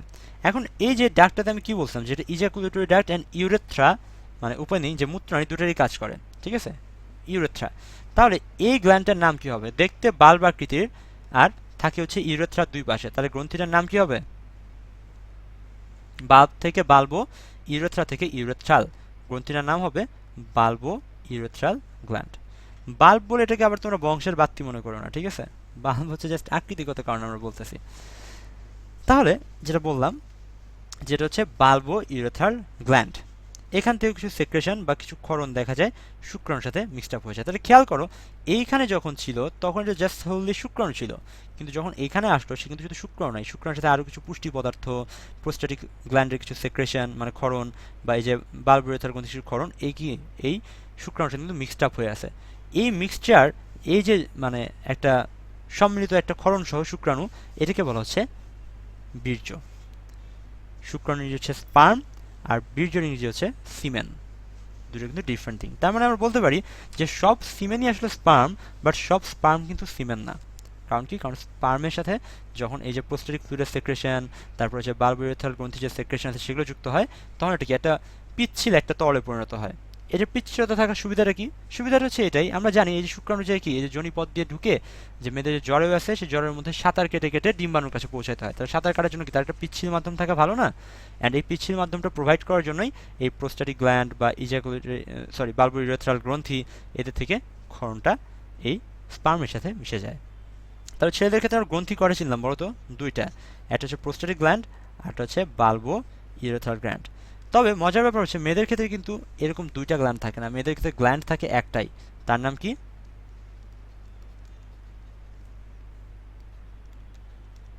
বার্থোলিনস গ্ল্যান্ড। ঠিক আছে, গ্রন্থিটার নাম হচ্ছে বার্থোলিনের গ্রন্থি। ছেলেদের জন্য দুইটা থাকে গ্রন্থি, বাট মেয়েদের জন্য গ্রন্থি থাকে একটাই, বার্থোলিনস গ্ল্যান্ড। ঠিক আছে, সো আমরা মোটামুটি অন্তঃজনঙ্গটু পড়ে ফেলছি। এখন বহির্জনাঙ্গটুকু দেখবো যে এখন কী কী থাকে। এই যে টেস্টিসের কথা বললাম, টেস্টিসটা থাকে হচ্ছে স্ক্রোটামের মধ্যে। স্ক্রোটামের মানে একটা বড় একটা থলির মতো আছে, হচ্ছে স্ক্রোটাম। ঠিক আছে, ডান স্ক্রোটামটা সাধারণত বাম স্ক্রোটাম থেকে একটু বড় হয়। ডান স্ক্রোটামটা বাম স্ক্রোটাম থেকে একটু বড় হয় এবং ঝুলে থাকে। ঠিক আছে, অনেকের ক্ষেত্রে হয় কি যে মানে দেখা যায় শুধুমাত্র এক পাশে একটা স্ক্রোটাম থাকে, এই পাশে স্ক্রোটামটা নামে না, এটাকে মেডিকেল ভাষায় বলা হয় আনডিসেন্ডেড টেস্টিস। ঠিক আছে, এটা অনেক সময় স্পন্টিনিয়াসলি ঠিক হয়ে যায় বা অনেক সময় সার্জিক্যাল প্রসিডিউর লাগে। আনডিসেন্ডেড টেস্টিস, এক শিরা বলে গ্রাম্য ভাষায়। হাসিব, নাম শুনছো এক শিরার? ভাই ওইটা শুনি নাই, কিন্তু ঢাকাতে অন্য নামে ডাকে আর কি। কি নামে ডাকে? ইনবক্সে বলবো নি ভাই। বিচি? না না, কারে উঠে গেছে গা আর কি, ওরকম একটা কথা বলে আর কি। আচ্ছা আচ্ছা, হ্যাঁ হ্যাঁ, এরকম বলে। অ্যান্ড আমরা সার্জারিতে এখন আছি তো, আমরা রেগুলার এরকম পেশেন্ট দেখি যে মানে এই টেস্টিসের এক পাশটা সাধারণত, যেটা বললাম, সাধারণত ডান পাশটা একটু ঝোলা হয়, নিচের দিকে নেমে যায়, আর বাম পাশটা একটু ছোট এবং উঁচুর দিকে থাকে। এটা কিন্তু অনেক গুরুত্ব আছে, বুঝছো? এই যে টেস্টিসের তাপমাত্রা স্বাভাবিকের চেয়ে কিন্তু মানে শরীরের যে নর্মাল টেম্পারেচার তার থেকে কিন্তু 2 থেকে 3 ডিগ্রি সেলসিয়াস কম থাকে। মানে বডি টেম্পারেচার যেটা, সেটার থেকে বেশ ঠান্ডা থাকে। তার মানে কিন্তু এই না যে গরম পড়ছে চারপাশে, তোমার টেস্টিস ধরে, ছেলেরা যারা আছে টেস্টিস ধরে বসে থাকবা, যা কত ঠান্ডা। ঠিক আছে, এটা আবার করতে চাও না। সো বেসিক্যালি যেটা বলতে চাচ্ছি যে এই যে 2 থেকে 3 ডিগ্রি সেলসিয়াস তাপমাত্রা কম, এটার কারণটা কি? কারণটা হচ্ছে এই যে স্পার্ম প্রোডাকশন হয় টেস্টিসের মধ্যে, আমাদের যে স্ক্রোটামের তাপমাত্রা কম। কারণ কি? কারণ স্ক্রোটামের মধ্যে যে টেস্টিসটা থাকে, সেই টেস্টিসের তাপমাত্রা মানে টেস্টিসের যে স্পার্ম প্রোডাকশন হয়, সেই স্পার্ম প্রোডাকশনের জন্য তাপমাত্রাটা বডি টেম্পারেচার থেকে একটু কম প্রয়োজন হয়, তাতে স্পার্মগুলো ভালো থাকে। স্পার্মের যে মরফোলজি, স্পার্মের যে আকার আকৃতি, এই জিনিসগুলো একটু কম তাপমাত্রায় ভালো থাকে। এই জন্য সাধারণত স্ক্রোটামের তাপমাত্রাটা কি হয়, বডি টেম্পারেচার চেয়ে 2 থেকে 3 ডিগ্রি সেন্টিগ্রেডের মতো কম হয়। ঠিক আছে, আচ্ছা, আরেকটা ব্যাপার, একটা কথা মনে পড়লো স্ক্রোটাম নিয়ে। জাস্ট কয়েকদিন আগেই স্ক্রোটামের ব্যাপারটা কি, যে যাদের লিভারের রোগ থাকে, যেমন লিভার সিরোসিস বা হেপাটিক এনকেফালোপ্যাথি, এরকম লিভারের রোগ যাদের থাকে তাদের ক্ষেত্রে, পুরুষদের ক্ষেত্রে যেটা হয়, এই যে আমাদের যে স্ক্রোটামটা, এই স্ক্রোটামটা মানে ভেতরে যে টেস্টিসটা, এই টেস্টিসের সাইজে ছোট হয়ে যায়, ফলে স্ক্রোটামটাও কি হয়, ভেতর দিকে চেপে আসে, মানে সাইজে একটু ছোট হয়ে যায়। এটাকে টেস্টিকুলার অ্যাট্রফি বলে। তো আমাদের এক ফ্রেন্ড আছে, আমাদের যখন ফাইনাল প্রুফ হয়েছে, তো তার ওরকম একটা লিভারের একটা কেস পড়ছে। তো সে এখন পেশেন্টের লুঙ্গির উপরে এখন মানে প্যালপেট করবে আর কি। প্যালপেট মানে হচ্ছে স্পর্শ করে পরীক্ষা করা। প্যালপেট করবে, প্যালপেট করে দেখে কিছু নাই ওইখানে, মানে যে পেনিস আছে, পেনিসের নিচে কিছু নাই। তো তারপর স্যার যখন আসছে ভাইবা নিতে, বেড সাইডে স্যার এসে ভাইবা নেয়, তো বলছে ওনার ডায়াগনোস কি? তো বলছে sir liver cirrhosis, final stage. তো বললো ওনার ইয়াটা কি করছো, যে টেস্টিস পালপেট করছো? তা আমার ফ্রেন্ড বলছে স্যার টেস্টিস তো নাই। স্যার থেকে বলছে এই টেস্টিস নাই মানে ফাইজলামি করো। পরে স্যার নিজে প্যালপেট করতে দেখে ওমা আসলেই নাই। পরে তারপর লুঙ্গি খুলে আবার মানে ভালো করে প্যালপেট করে দেখে যে তার আসলে টেস্টিস নাই, মানে দুইটা টেস্টিসই নাই। মানে তার টেস্টিসটা ওই অ্যাবডোমেন বা তলপেট থেকে নিচের দিকে নামেই নাই, আনডিসেন্ডেড টেস্টিস। তো পেশেন্টরা বলে কী ব্যাপার, তুমি এই রোগের কমপ্লেন করো না কেন? স্যার আমার তো ছোটোবেলা থেকেই এরকম, আমি মনে করছি এটাই নর্মাল। তো তারপরে আসলে মানে খুবই একটা মজার কাহিনী হয়েছিল, কারণ আমাদের স্টুডেন্ট যখন মানে টেস্টিস পায় নাই, মানে স্যার ঝাড়ি দিছে, এই টেস্টিস পাও না, পড়াশোনা কিছু করো নাই। পরে স্যারও এসে খুঁজে পায় না, মানে আমরা তো সবাই হাসতে হাসতেছে যে স্টুডেন্টও পায়নি, স্যারও এসে টেস্টিস খুঁজে পাচ্ছে না। তো কয়েকদিন আগে এরকম আরেকটা পেশেন্ট ছিল আমাদের মানে সার্জারিতে। তো তাকে আমি আর আমার একজন স্যার ছিলেন, দুজন মিলে এক্সামিন করতে আসছি। তার ওরকম টেস্টিস ছিল না, মানে টেস্টিসটা একদম ছোট, খুবই ছোট। তার টেস্টিসটা হচ্ছে অ্যাবডোমেনে। আচ্ছা দেখো, একটু আগে তোমাদেরকে একটা কথা বলছি যে টেস্টিসে এই যে স্ক্রোটামের যে তাপমাত্রা, সেই তাপমাত্রাটা কম থাকে। সুবিধাটা কি? স্পার্ম প্রোডাকশনটা ভালো হয়। অ্যান্ড যাদের এরকম আনডিসেন্ডেড টেস্টিস থাকে, মানে টেস্টিসে থাকে অ্যাবডোমেন বা তলপেটের মধ্যে, তাদের ক্ষেত্রে মেইন যে সমস্যা, এখন তলপেটের তাপমাত্রা তো আসলে বডির তাপমাত্রার কাছাকাছি, বডির যে তাপমাত্রা সেটাই। তো তাদের ক্ষেত্রে যেটা হয় যে ওই স্পার্মগুলো ওইখানে ঠিক ভালো মতো প্রডিউস হয় না। তাই আনডিসেন্ডেড টেস্টিসের one of the most complication হচ্ছে ইনফার্টিলিটি, মানে এই ধরনের পুরুষরা সাধারণত বাবা হইতে পারে না। তো সেদিন একটা পেশেন্টকে ওরকম আমরা মানে পাইছিলাম যার আনডিসেন্ডেড টেস্টিস ছিল, মানে একদম ছোট, মানে জাস্ট তার পেনিসটা ছিল, কোনো টেস্টিস ছিল না। তো আমি তাকে জাস্ট জিজ্ঞেস করলাম যে আপনার বাচ্চা কাচ্চা কি হয়েছে, মানে খুবই স্বাভাবিক, হওয়ার কথা না। তো উনি বললো যে স্যার এতদিন তো হয় নাই, 10 বছর ধরে বিয়ে করছি, তো জাস্ট কয়েকদিন আগে, মানে মাস 4 আগে আল্লাহ আমাদের দিকে মুখ তুলে তাকাইছে, তো এখন আমার বউটা গর্ভবতী আর কি। তো এই কথা মানে সাধারণত এরকম তো হওয়ার কথা না, কারণ খুবই স্বাভাবিক যে অ্যাবডোমেনের মধ্যে টেস্টিস উঠে বসে আছে, তাপমাত্রা বেশি, ওই জায়গায় তো স্পাম প্রোডাকশনই ঠিক মতো হবে না, এই লোক মানে বাবা কেমনে হচ্ছে। আমি স্যার দুইজনের মুখের দিকে চাওয়াচাই করি, আমরা ওইখানে কিছু বলি না। তো পরে যখন আমরা বের হয়ে আসলাম তখন স্যারকে বললাম যে স্যার আসলে কি তার দিকে আল্লাহ মুখ তুলে তাকাইছে, না বাসার কোনো দুধওয়ালা বা ডিমওয়ালা বা যে ড্রাইভার তারা মুখ তুলে তাকাইছে, আপনার কি মনে হয় স্যার? স্যার ভাই বলতেছে রে যে, ভাই, তখন স্যার বলতেছে যে হ্যাঁ আসিফ, আমার তো আসলে এরকম কেস তো আমি কখনো দেখি নাই যে 10 বছর ধরে ইনফার্টাইল অ্যান্ড হঠাৎ করে বাচ্চা হবে, আবার এটা কিভাবে হয়। তো যাই হোক, এটা তো আর আমার পেশেন্টের সামনে বলতে পারি না, কারণ এটা তাকে ছোট করা হয় আর কি। তো আনডিসেন্ডেড স্টেটস যে থাকে তাদের মানে কমন সমস্যাগুলো থাকে আর কি। Okay, so let's get back to the topic. So টেস্টিসের কথা বলো, টেস্টিসের মধ্যে এই স্ক্রোটামের মধ্যে টেস্টিস সংরক্ষিত অবস্থায় থাকে, আর এই যে ক্ষেপণ নালী তার চারপাশে থাকে হচ্ছে পেনিস, বা বাংলায় বলা হচ্ছে শিশ্ন। অ্যান্ড শিশ্নর মাথায় থাকে হচ্ছে গ্ল্যান্স পেনিস, বা বাংলায় মুন্ডি বলে। এটা খুবই সেন্সিটিভ একটা জায়গা, কারণ দেহের যে নার্ভ এন্ডিংগুলো, সেই সবচেয়ে বেশি নার্ভ এন্ডিং, মানে এই যে নার্ভের যে একদম শেষ মাথা, সবচেয়ে বেশি নার্ভের শেষ মাথা এইখানে এসে উন্মুক্ত হয়, ঠিক আছে? খুবই সেন্সিটিভ একটা জায়গা এই জন্য। অনেক সময় মেয়েদেরকে বলা হয় যে আত্মরক্ষার জন্য যদি প্রয়োজন হয়, মানে ছেলেদের একটা অন্ডকোষ বড় একটা লাথি মেরে দিতে। এটা খুবই ভালো একটা ট্রিক্স, বিকজ এত নার্ভ থাকে এখানে যে সামান্য সেন্সেশনই দেখা যায় মানে প্রচণ্ড ব্যথা, প্রচণ্ড সোমাটিক পেইন শুরু হয়। মুসলমান পুরুষদের ক্ষেত্রে যেটা করা হয়, এই যে গ্ল্যান্স পেনিসটা দেখতে পাচ্ছ, এই গ্ল্যান্স পেনিসের উপরে, মানে যেটা হিন্দুদের ক্ষেত্রে যেটা হয় আর কি বলি, যে এই চামড়াটা একদম এই পর্যন্ত থাকে, ঠিক আছে? এই চামড়ার নাম হচ্ছে প্রিপিউস, এটাকে বলা হচ্ছে প্রিপিউস, যেটাতে গ্ল্যান্স পেনিসটা ঢাকা থাকে। মুসলমান মানুষদের ক্ষেত্রে করা হয় কি, এই প্রিপিউসটা পিছনের দিকে টেনে এনে এখানে সুই করে লাইগেট করে দেওয়া হয়, ফলে এই জিনিসটা কি হয়, এই যে এই জিনিসটা থাকে না, জাস্ট এই জিনিসটা উন্মুক্ত অবস্থায় থাকে, ঠিক আছে? তো এখন একটা কথা জীবনের বলবো, সবথেকে বেদনাদায়ক একটা জিনিস। অবশ্যই। তো এখানে আমি একটা কথা বলবো, আমার ক্লাসে অনেকেই হিন্দু স্টুডেন্ট আছে, তার ব্যাপারটা অন্যভাবে নিও না। এই যে এটাকে মুসলমানদের ভাষায় বলা হয় খতনা। কোশ্চেন অনেক সময় এরকম থাকতে পারে যে খতনা বা মুসলমানের সময় ঠিক কোন অংশটা কাটা হয়, অ্যান্সার হবে প্রিপিউস, ঠিক আছে? প্রিপিউস দিয়ে গ্ল্যান্স পেনিসটা ঢাকা থাকে। এই যে খতনার সময় বেসিক্যালি প্রিপিউস যে কেটে দেওয়া হয়, এটাকে ইংরেজিতে বলা হয় সার্কামজিশন। সার্কামজিশন সার্কামজিশনের ব্যাপারে মেডিকেল যে কথাটা বলা হয় সেটা হচ্ছে, circumcision is not just a religious procedure, it's also a kind of treatment. অনেক ধরনের রোগ আছে যে রোগগুলোতে সার্কামজিশনের ট্রিটমেন্ট হিসেবে কাজ করে। কেন? কারণ দেখে এর উপরে যেটা প্রিপিউস থাকে, এই প্রিপিউসটাতে হয় কি, খুবই স্বাভাবিক, দেখো এটা দিয়ে এটা ঢাকা আছে, সো দেখা যায় যে প্রসাব করা হয়, প্রসাবের সময় কি যে রেসিডিউগুলো থাকে সেই রেসিডিউগুলোর ভিতরে জমা থাকতে পারে, বা এই যে আমরা প্যান্ট পরি বা আন্ডারগার্মেন্টস থাকে সেখানে থেকে যে ময়লা বা ধুলা ময়লাগুলো সেগুলো এখানে জমে আটকে থাকতে পারে, তাই না? সেখান থেকে ইনফেকশন ছড়ায়, এই যে আমাদের যে সেন্সিটিভ জায়গাটা, সেই সেন্সিটিভ জায়গাটাকে ইনফেক্টেড করে ফেলতে পারে। সো প্রিপিউস এইভাবে রাখাটা কিন্তু মানে বলা যায় হচ্ছে বেশ, কিন্তু আসলে কি বলে, মানে আনহাইজেনিক, ঠিক আছে? Kind of unhygienic.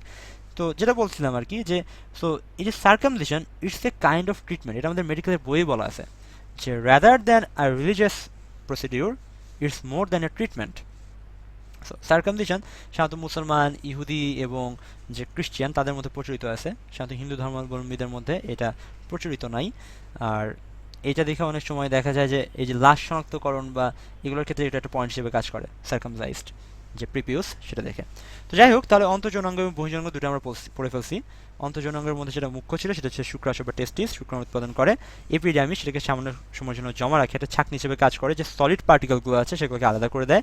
ভাস ডিফারেন্সের মাধ্যমে এই শুক্রাণুগুলো পরিবাহিত হয় রাস্তায় যাওয়ার সময় সেমিনাল ভেসিকল থেকে তারা ফ্রুক্টোজ নিয়ে নেয়, দেন সেইখান থেকে আবার ইজাকুলেটরি ডাক্ট দিয়ে ইউরেথ্রার মাধ্যমে তারা কি হয়, দেহের বাইরে নিষ্ক্রান্ত হয়। আর বহির্জননের মধ্যে কী কী আছে, এই যে স্ক্রোটামের কথা বললাম আর শিশ্নর কথা বললাম, ঠিক আছে, এটাই। সো মোটামুটি পুং যৌনাঙ্গ মানে পুরুষ যে জনতন্ত্র সেটা আমরা আলোচনা করে ফেলছি। এবার চলো একটু স্ত্রী জনতন্ত্রের দিকে যাওয়া যাক।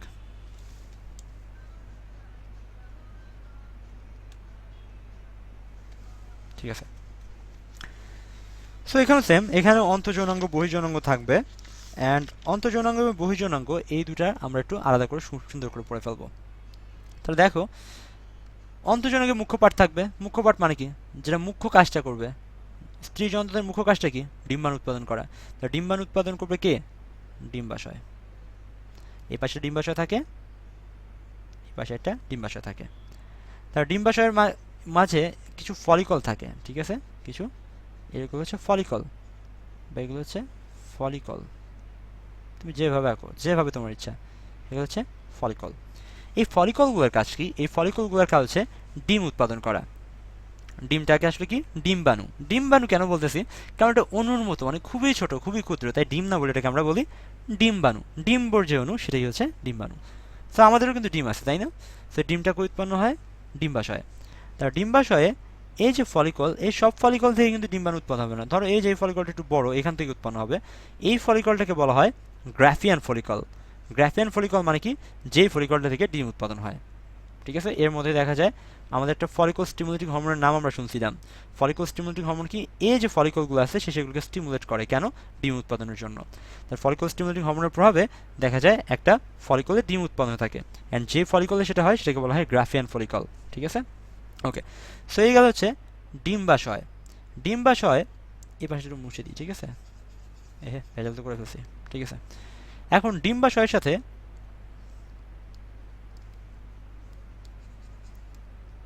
এটা মিশানো অসম্ভব রে ভাই গ্রাফিয়ান মানে কি হচ্ছে বড়? না, এরকম কোনো মিনিং নাই, it's just a name, Graafian follicle.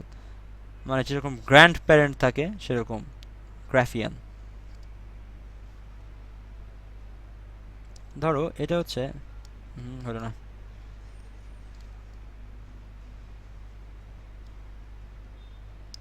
আমরা এটা ইউট্রাস আঁকা দিচ্ছি,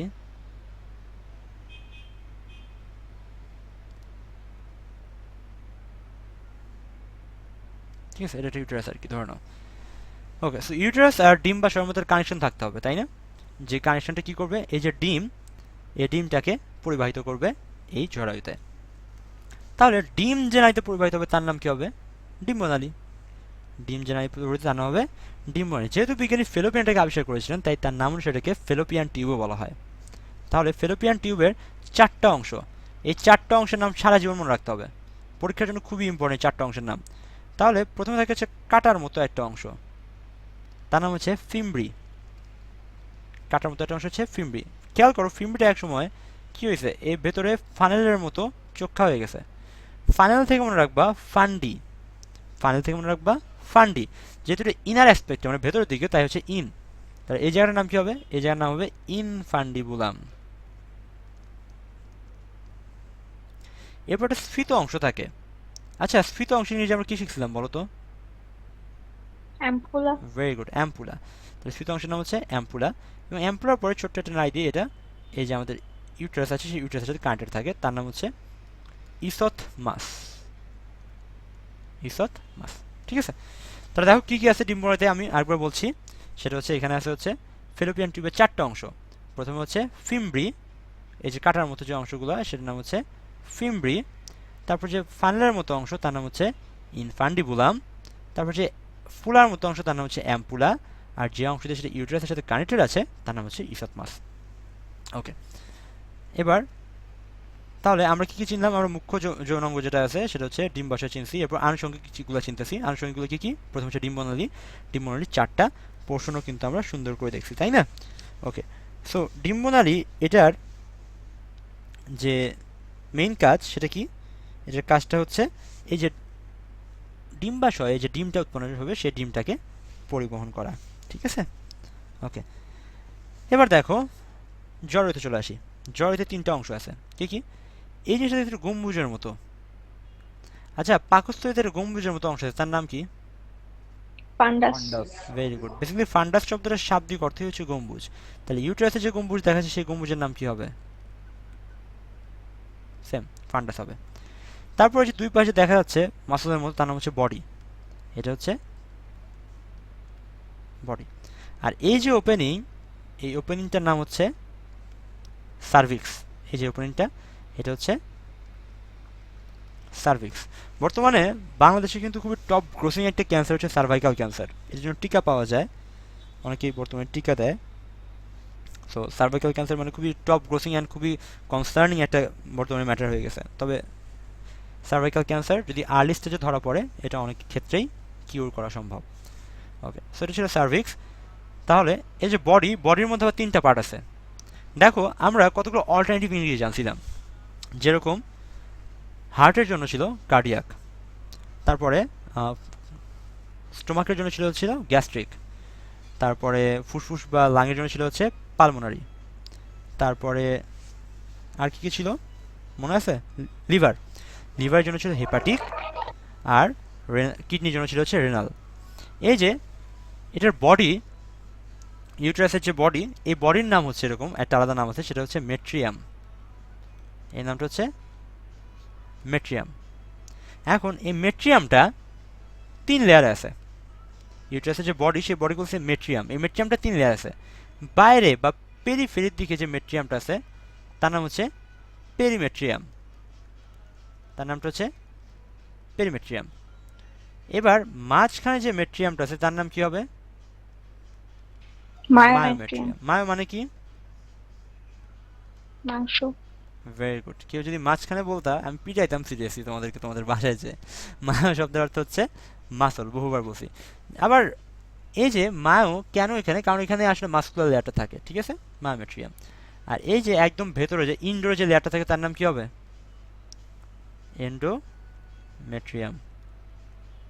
ঠিক আছে, তাহলে বডিতে 3টা লেয়ার থাকে। বাইরে থেকে হচ্ছে পেরিমেট্রিয়াম, মাঝখানে থাকে মায়োমেট্রিয়াম, আর ভেতরে থাকে হচ্ছে এন্ডোমেট্রিয়াম। বডিতে 3টা লেয়ার, ঠিক আছে। তাহলে ইউটেরাসের পোর্শনগুলো কী কী আরেকবার বলি। গম্বুজের মতো হচ্ছে ফান্ডাস, তারপর যে বডিটা আছে সেটা বডি, আর ভেতর নিচে যে ওপেনিং সেটা হচ্ছে সার্ভিক্স, ঠিক আছে, সেটা হচ্ছে সার্ভিক্স। আর এইখানে বডির আমরা 3টা বার দেখলাম। বাইরের নাম হচ্ছে পেরিমেট্রিয়াম, মাঝখানে যে মাংস লেয়ার থাকে তার হচ্ছে মায়োমেট্রিয়াম, আর একদম ভেতর লেয়ার যেটা থাকে সেটা হচ্ছে এন্ডোমেট্রিয়াম। এন্ডোমেট্রিয়ামটা একটা বিশেষ ইম্পর্টেন্স আছে। ইম্পর্টেন্সগুলো কী কী? এখানে কী কী হয় আমি তোমাদেরকে বলতেছি, একটু ওয়েট করো। এন্ডোমেট্রিয়াম হচ্ছে আমার মেয়েদের যে মাসিকটা হয়, সেই মাসিকের যাবতীয় কার্যকলাপ কিন্তু এই এন্ডোমেট্রিয়ামে ঘটে থাকে। আমরা রজচক্র ব্যাপারটা একটু পরে পড়বো, তাই একটু দেখে নিই এখানে কী হচ্ছে। এন্ডোমেট্রিয়ামেই বেসিক যে চেঞ্জগুলো, সেই চেঞ্জগুলো সব এন্ডোমেট্রিয়ামে হয়, ঠিক আছে। আর এই যে সার্ভিক্সের একটা ওপেনিং, কেন এটার ওপেনিং? কারণ এই সার্ভিক্সের পরে থাকে হচ্ছে বহির্জনঙ্গের শুরু আর কি, ভ্যাজাইনা, ঠিক আছে, ভ্যাজাইনা। এই ভ্যাজাইনা কি হয়, এই রাস্তাতেই সাধারণত শিশ্নটা প্রবেশ করে, ঠিক আছে। শিশ্নটা সাধারণত এই রাস্তাতে প্রবেশ করে, অ্যান্ড শুক্রাণুটাকে এইখানে ডিপোজিট করে যায়। অ্যান্ড শুক্রাণুর সাথে যদি পিচ্ছিল পথ থাকে, তাই কি হয়, এই শুক্রাণুটা খুব সুন্দর করে এই যে সার্ভিক্স পার করে, তারপরে ফান্ডাস পার হয়ে, তারপরে এই টিউব দিয়ে সর্বপ্রথম এইখানে অ্যাম্পুলাতে আসে। অ্যাম্পুলাতে আসে কেন বললাম, এই যে এইখানে ডিম্বাণু উৎপন্ন হচ্ছে, সেই ডিম্বাণুটা এইখান থেকে চলে আসে হচ্ছে অ্যাম্পুলায়। তাহলে ডিম্বাশয় থেকে অ্যাম্পুলার মধ্যে ডিমের যে পড়ে যাওয়া, এই ডিমের পড়ে যাওয়ার ঘটনাটাকে আমি কী বলবো? ডিম্বপাত। ডিম্বাশয় থেকে ডিমের বা ডিম্বাণুর যে এই যে অ্যাম্পুলায় চলে আসে, এই ঘটনাটাকে বলবো আমি ডিম্বপাত। অ্যান্ড যেটা বললাম, এই যে আমাদের শিশ্ন থেকে বা পেনিস থেকে যে স্পার্মটা ডিপোজিট হয়েছে, স্পার্মটা আস্তে আস্তে এই যে ভ্যাজাইনা, তারপর সার্ভিক্স, তারপর যে বডি, তারপর ফান্ডাস, এগুলো পার করে হয়ে আসবে অ্যাম্পুলা, এসে সর্বপ্রথম এই ডিম্বাণুর সাথে দেখা হবে। তাহলে এই যে ডিম্বাণুর সাথে তার দেখা হলো কোথায়? অ্যাম্পুলায়। অ্যাম্পুলায়। তাহলে আমি যে জিজ্ঞাসা করি যে নিষেক হয় কোথায়, অ্যান্সারটা কী হবে? অ্যাম্পুলায়। Very good. এটার নিষেকটা হবে হচ্ছে অ্যাম্পুলায়, কারণ ডিম্বাণুর সাথে শুক্রাণুর প্রথম দেখা এই অ্যাম্পুলাতেই হয়ে থাকে। এখন নিষেক হওয়ার ফলে এই ডিম্বাণু শুক্রাণুরা কী তৈরি করবে? জাইগোট। জাইগোট। জাইগোটের পরের স্টেজ কি? মৌলা। মৌলার পরের স্টেজ কি? ব্লাস্টুলা। এখন দেখো, মৌলা ব্লাস্টুলা হচ্ছে তত কি কোষটা আস্তে আস্তে বিভাজন হচ্ছে, মানে কি বড় হচ্ছে। এখন এই বড় জিনিসটা ছোটো টিউবে থাকতে পারবে না, তাই কি হয় জানো, এই জিনিসটা গড়ায় গড়ায় গড়ায় গড়ায় গড়ায় গড়ায় গড়ায় গড়ায় চলে আসে হচ্ছে ভেতরে বডিতে। কোথায়? বডির কোন পোর্শনে? এন্ডোমেট্রিয়ামে। এন্ডোমেট্রিয়াম। তাহলে এই যে জাইগোট হইছে, জাইগোটের পরে মৌল বা ব্লাস্টোরা, এগুলো তার কোন দশা? ভ্রূণ দশা। ভ্রূণের ইংরেজি কি? এমব্রায়ো। এমব্রায়ো হচ্ছে ভ্রূণ। আর এই যে এন্ডোমেট্রিয়ামে, সেই এন্ডোমেট্রিয়ামে এই ভ্রূণটার কি হচ্ছে? প্ল্যান্টেশন হচ্ছে না? প্ল্যান্টেশন মানে কি? রোপণ, তাই না? তাহলে যে ভ্রূণটা আছে মানে সেটা কোন অবস্থায়? সাধারণত 6 থেকে 9 দিন পরে, নিষেকের 6 থেকে 9 দিন পরে, ততদিনে কি হয়ে যায়? এটা মোড় থেকে ব্লাস্টোলা হয়ে যায়। এই ব্লাস্টোলা দশায় কি হয়? এটা এই টিউব গড়ায় গড়ায় গড়ায় এসে এন্ডোমেট্রিয়ার গায়ে সংস্থাপিত হয়, প্ল্যান্টেড হয়। এই যে 6 থেকে 9 দিন পরে ব্লাস্টুলা অবস্থায় এমব্রায়োর এন্ডোমেট্রিয়ামে প্ল্যান্টেশনের ঘটনাকে বলা হয় এমব্রায়ো থেকে এম, প্ল্যান্টেশন থেকে প্ল্যান্টেশন। পুরো জিনিসটা দাঁড়ায় হচ্ছে ইমপ্ল্যান্টেশন। ঠিক আছে? তাহলে ইমপ্ল্যান্টেশন থেকে বুঝতে সমস্যা আছে আর কারো? জোস ভাই জোস। ঠিক আছে, সেখানে হচ্ছে ইমপ্ল্যান্টেশন। তো আমরা অন্তঃযৌনাঙ্গ মোটামুটি সবগুলো আলোচনা করে ফেলছি। এবার আছে হচ্ছে বহিঃযৌনাঙ্গ। বহিঃযৌনাঙ্গ জিনিসটা কি? এই যে এখানে আছে হচ্ছে ভ্যাজাইনা, তাই না? এটার কাজটা কি? এই যে শিশ্ন যেটা সেটাকে ধারণ করা।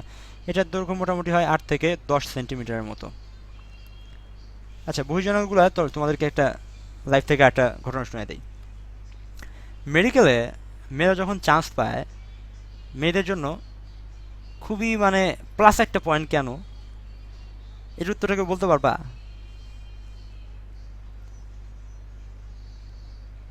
মেডিকেলে চান্স পাওয়া মেয়েদের জন্য খুব ভালো একটা প্লাস পয়েন্ট। এর প্রধান কারণ হচ্ছে যেসব মেয়েরা মেডিকেলে চান্স পায় তাদের খুব ভালো জায়গায় বিয়ে হয়। মেয়েরা কেউ অফেন্ডেড হয়ে যায় না, it's a very true thing. Even আমি দেখছি আমার ব্যাচেও মোটামুটি 40% মেয়ের বিয়েই ফার্স্ট সেকেন্ড থার্ড ইয়ারে হয়ে গেছে। বিকজ আসলে মানে কেন জানি সব পেশারই মানুষজন একটু চিন্তা ভাবনা, আমি এটা ডাক্তার বউ নিব, মানে ডাক্তার বউ আমি বিয়ে করবো। এর মানে সচিব হোক, হ্যান হোক, ত্যান হোক, যাই হোক, সবার একটা প্ল্যান থাকে। শ্বশুর শাশুড়িদেরও প্ল্যান থাকে, ডাক্তার বউকে দিয়ে একটু রান্না করাবো, ডাক্তার বউকে দিয়ে একটু হাত পা টিপায় নিব। মানে এরকম চিন্তা ভাবনা মেবি থাকে আর কি। বিকজ দেখা যায় সব শ্রেণীর মানুষের ডাক্তার বউ চায় ইদানিং। তো এরকম একটা আপু ছিল আর কি, এটা আমাদের মেডিকেলের ঘটনাটা, এটা ডিএমসির ঘটনা আর কি। সো ডিএমসিতে এরকম একটা আপু ছিলেন আর কি। তো উনি মেডিকেল চান্স পাওয়ার পরে দেখা যায় পড়াশোনা টড়াশোনা খুব একটা করে না। ওনার জামাই হচ্ছে আর্মি অফিসার, অনেক বড় র্যাঙ্কের। তো আর্মি অফিসারের সাথে ওনার জামাই দেশের বাইরে যায়, উনিও বাইরে টাইরে ঘুরে টুরে বেড়ায় আর কি, পড়াশোনা খুব একটা করে না। তো তারপর আস্তে আস্তে প্রফ পরীক্ষা চলে আসলো। অ্যান্ড প্রফ পরীক্ষায় যেটা হয় আর কি, ভিডিওতে আসি, আর গল্প করে মজা পাচ্ছি না। তো প্রফ পরীক্ষা চলে আসলো। অ্যান্ড প্রফ পরীক্ষায় যেটা হয় যে আসলে খুব কঠিন আর কি। কঠিন কেন? মানে সাধারণত মানে সারা বছর 1.5 বছর ধরে যা পড়ছো সেটা সব কিছু মিলায় সিলেবাস হয় প্রফের। সো প্রফের জন্য মানে একদম হার্ট অ্যান্ড সোল প্রিপারেশন না হলে কেউ প্রফে পাস করতে পারে না কিন্তু, বুঝছো? সো এই যে তো প্রফ পরীক্ষা যখন আপু আসলো, আপু কোনো মতে একটা প্রিপারেশন নিয়ে বসলো পরীক্ষা দিতে, বাট আপু পাস করতে পারলো না। খুবই স্বাভাবিক, সারা বছর সে ঘোরাফেরা করছে আর কি, খুবই স্বাভাবিক। সারা বছর সে ঘুরে টুরে বেড়াইছে, স্বামীর সাথে দেশ বিদেশ ঘুরে বেড়াইছে, পড়াশোনা করতে পারে নাই। সো সে আপু প্রফে আর পাস করতে পারলো না। প্রফে পাস করতে পারে নাই। তারপর প্রফে যদি কেউ পাস না করে, ইন দ্যাট কেস হয় কি যে সেটা সাপ্লিমেন্টারি পরীক্ষা দেওয়া যায়। সাপ্লিমেন্টারি পরীক্ষা মানে কি, যে কেউ যদি প্রফে মেইন পরীক্ষা পাস না করে, তার 6 মাস পরে ওরকম আরেকটা পরীক্ষা যারা ফেল করছে তাদের জন্য। তো সাপ্লিমেন্টারি পরীক্ষা বসছে, আপু সাপ্লিমেন্টারি পরীক্ষাতেও পাস করতে পারে নাই। তো এরপরে সাপ্লিমেন্টারি যদি কেউ পাস না করে, তার জন্য রিসাপ্লি থাকে। অ্যান্ড এই আপু রিসাপ্লিতে যে বসছে। তো যখন ভাইবা হয়, মানে মেডিকেলের মেইনলি রিটেনের চেয়ে ভাইবা ব্যাপারটা বেশি ইম্পর্ট্যান্ট। ভাইবাতে হয় কি, soft part and hard part দুটো পার্ট আলাদা থাকে। হার্ড পার্টের সাথে হাড্ডি গুটি নিয়ে পরীক্ষা হয় অ্যানাটমিতে, আর সফট পার্টের সাথে হচ্ছে হার্ট, লাং, তারপরে যে কিডনি, লিভার এগুলো আছে, তারপর যে ফিমেল যে এক্সটার্নাল জেনিটালিয়া যেটা বললাম, এসব সব নিয়ে মানে এগুলো কাটা থাকে। হার্ট যেটা, এগুলো কাটা একদম ট্রের উপর দেওয়া থাকে, ফর্মুলা নিয়ে চুবায় থাকে। ধরো যদি কেউ পরীক্ষা দেয় তখন এরকম ধরে বলতে হয় যে this is the anatomical position of the heart, এভাবে ধরে বলতে হয়।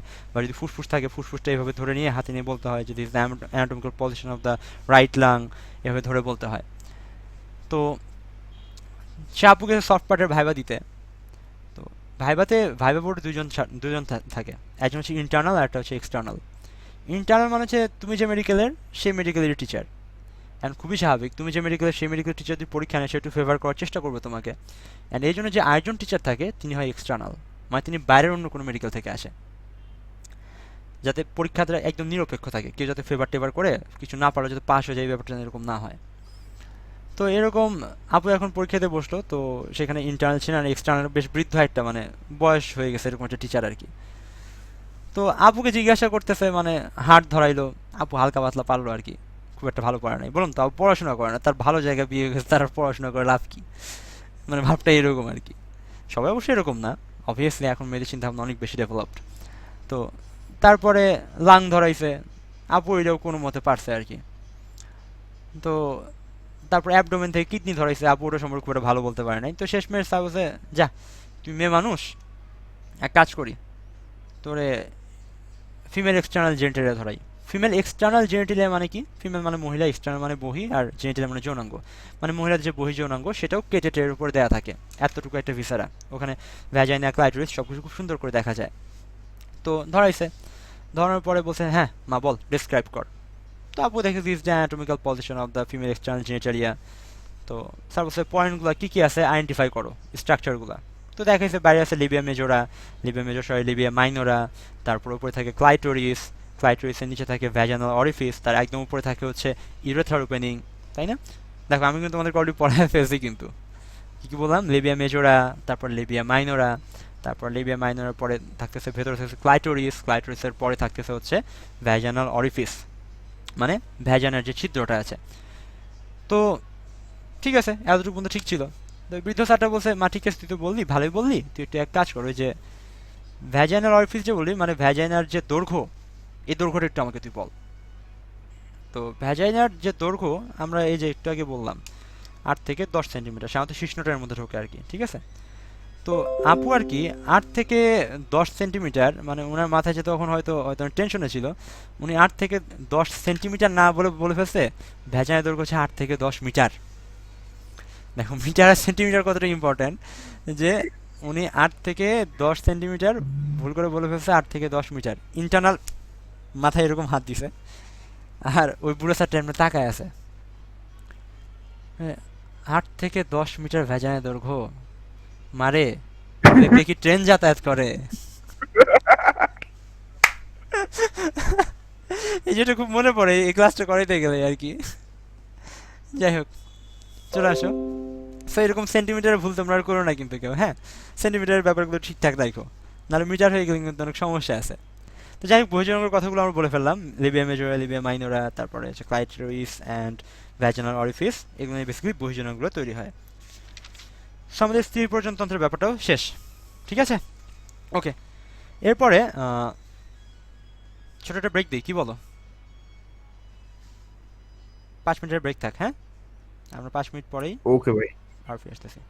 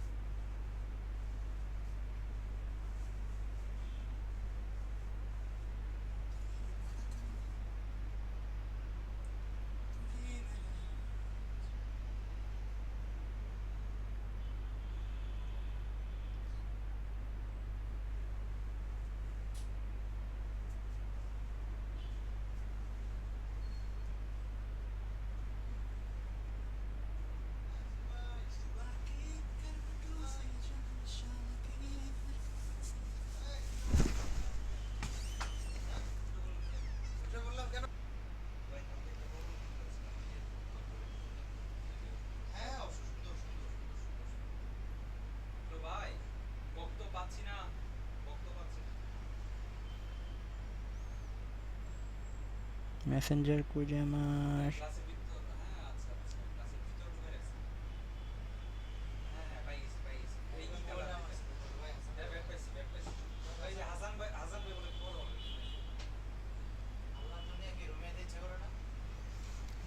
ঠিক আছে।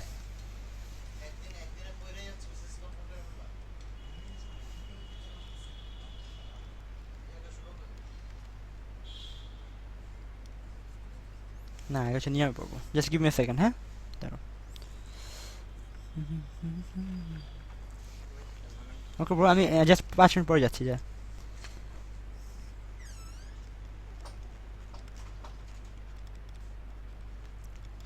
নিরাময় পর্ব তৃতীয় থেকে ষষ্ঠ। এই হাসিব একটু দেখতো ক্লাসে কয়জন আছে? ভাই 17 জন আছে টোটাল। ও ঠিক আছে, তার ক্লাসটা নিয়ে যাই। তারপর হচ্ছে বৃদ্ধি পর্ব, এটা হচ্ছে সপ্তম থেকে 14তম। হচ্ছে প্রাক রজস্রাবীয়,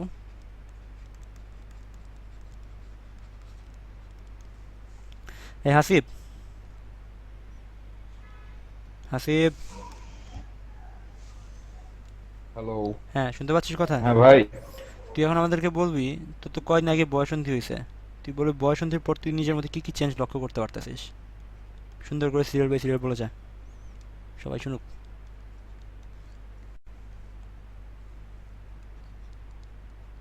ভাই বল, লজ্জার কি আছে? নাহলে সামনে বই আছে, বই দেখবি খুব সুন্দর করে ছক দেয়া আছে যে ছেলেদের ক্ষেত্রে বয়সন্ধিকালের পরিবর্তনগুলো কি কি আসে, মেয়েদের ক্ষেত্রে কি কি আসে। ওইটা রিডিং পর, পোলাপান একটু শুনুক, আমি ততক্ষণ এটা একটু লিখতে হবে একটু। বল বল থাক। ভাই লেখা আছে হচ্ছে বৃদ্ধি পায়, গভীর হয়, বৃদ্ধি পায়, এই বেটা ট্রেড সব পারে, গভীর হয় হৃৎপিণ্ডের বিদ্যায় গতি কি? ও রক্তচাপ। বল। হৃৎপিণ্ডের গতি ও রক্তচাপ বৃদ্ধি পায়, তো শ্বাস পাইছে এগুলা? প্রশ্বাস গভীর হয়। তোর হয়েছে এগুলো উম, একটাও? হ্যাঁ ভাই, শিওর তুই? এগুলা তো হচ্ছে ঘটতেছে। জি আচ্ছা ভাই। আচ্ছা, পর প্রথম থেকে পর। তারপরে আনুষঙ্গিক জনন অঙ্গ, ওইটা হচ্ছে সুগঠিত ও কার্যক্ষম হয়ে ওঠে। জনন কোষ শুক্রাণু সহ বীর্য উৎপন্ন ও স্থলিত হয়। জননাঙ্গের হরমোন উৎপন্ন ও ক্ষরিত হতে থাকে। হুম। লোহিত রক্তকণিকা অনেক বৃদ্ধি পায়। আচ্ছা, আর? ভাই, অন্য লিঙ্গটা একটু অন্যজনকে দিয়া বলাইতে হইলে ভালো হইতো ভাই। না, ওটাও তুই বলবি, কারণ তোর চেক করা দরকার যে তোর ওই চেঞ্জগুলো আসতেছে কিনা, তোর নিজের মধ্যে চেক করা দরকার তো। বল, ওটা তুই বলবি। ভাই, ওইটা ওইটা আমি পাবো কিভাবে? দেখলি, চেক করে দেখলি, তোর মতো নাই আমি জানি, বাট তারপর চেক করে দেখলি, পড়তে থাক। বল না, সবাই একটু আমরা শুনি। ভাই, ওইটা যদি অন্যজনকে দিয়া বলাইতেন ভাই ভালো হইতো আর না, কি। তুই বলবি, বল। আচ্ছা, মেয়েদের সন্ধিকালের পরিবর্তন হচ্ছে হৃৎপিণ্ডের গতি ও রক্তচাপ হচ্ছে বৃদ্ধি পায়, শ্বাস প্রশ্বাস গভীর হয়, মৌল বিপাকীয় হার হচ্ছে হ্রাস পায়, লোহিত রক্তকণিকা কিছু পরিমাণ হ্রাস পায়, জননাঙ্গের হরমোন উৎপন্ন ও ক্ষরিত হতে থাকে, জনন কোষ মানে রজচক্র আরম্ভ হয়, আনুষঙ্গিক জননাঙ্গ সুগঠিত ও কার্যক্রম হয়ে ওঠে। সাবাস। এরকম চেঞ্জ কি তোর মধ্যে খেয়াল করিস নাকি তুই? না না ভাই, উম, দেখ, কয়েক লাস্টের গুলো তো ভাই আমি। তুই যে ঠিকঠাক আছিস, তুই যে একটা সুপুরুষ, এটা আজকে প্রমাণ হয়ে গেল। তুই একটা সুদর্শন, জি ভাই। সুকাঠামোযুক্ত একটা তুই পুরুষ, এই ব্যাপারটা কিন্তু আজকে তুই প্রমাণ করে দিলি এই জিনিসটা পড়ে। Thank you so much. তো যাই হোক পোলাপান, ও যেগুলো বললো আশা করি তোমরা বুঝতে পারছো। এগুলা যে চেঞ্জগুলো, এটা আমরা নিজেরাই জানি কী কী ধরনের পরিবর্তন আসে। আমাদের শারীরিক গঠনের পরিবর্তন আসে, যৌনাঙ্গের কিছু পরিবর্তন হয়, যৌনাঙ্গের যে বহির্জননের কথা আমরা বলছিলাম একটু আগে, সেগুলা দুইভাবেই আমরা বহির্জনাঙ্গ ও অন্তর্জনাঙ্গ দুই ভাগে ভাগ করে পড়ছিলাম। অন্তর্জনাঙ্গের যেমন স্বাভাবিককরণ হয়, যেমন ম্যাচুরেশন হয়, ঠিক তেমনিভাবে বহির্জনাঙ্গ আছে সেটারও কি ম্যাচুরেশন হতে থাকে। ঠিক আছে? এছাড়াও শারীরিক গঠনে বিভিন্ন জায়গায় যে লোম বা চুল গজানো, বাহ্যিকভাবে দেখতে গেলে এই চুল গজানোর কাজগুলো হয়ে থাকে। তারপর মেয়েদের ক্ষেত্রে কণ্ঠ একটু চিকন হয়, ছেলেদের ক্ষেত্রে কণ্ঠস্বরটা ভারী হয়ে যায়। তারপর ছেলেদের ক্ষেত্রে দেখা যায় মাংসপেশিগুলো আরও বেশি সুগঠিত হয়, যে সেই কাঁধটা চড়া হয়। আবার মেয়েদের ক্ষেত্রে যে নিতম্ব, সেই নিতম্বটা চড়া হয়ে যায়। তাই না? এই বৈশিষ্ট্যগুলো আমরা সবাই জানি কম বেশি।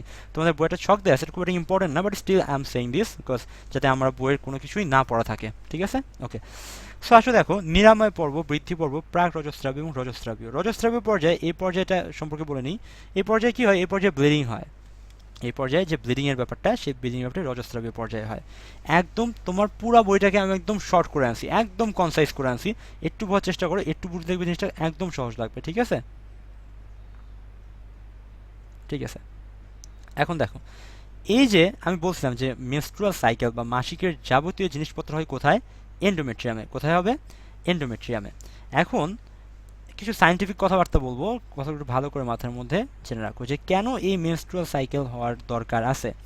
তোমরা সবাই জেনে থাকবে, স্পেশালি মেয়েরা হয়তো খুব ভালো জেনে থাকবে, যখন কোনো একটা মহিলা গর্ভবতী হয় তখন কিন্তু কি তার মেনস্ট্রুয়াল সাইকেল কিন্তু বন্ধ হয়ে যায়।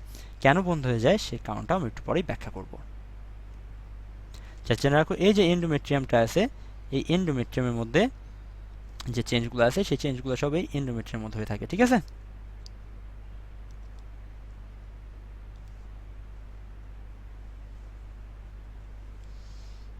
ওকে। সো এই এন্ডোমেট্রিয়াম কী কী পরিবর্তন হয় দেখো, খেয়াল করে। এই যে follicle stimulating hormone, luteinising hormone, এই হরমোনগুলো কই থেকে ক্ষরণ হয়? ডিম্বাশয় থেকে না মস্তিষ্ক থেকে? এই মেধাবী বাচ্চারা বলো, কই থেকে করিতে হয় এটা?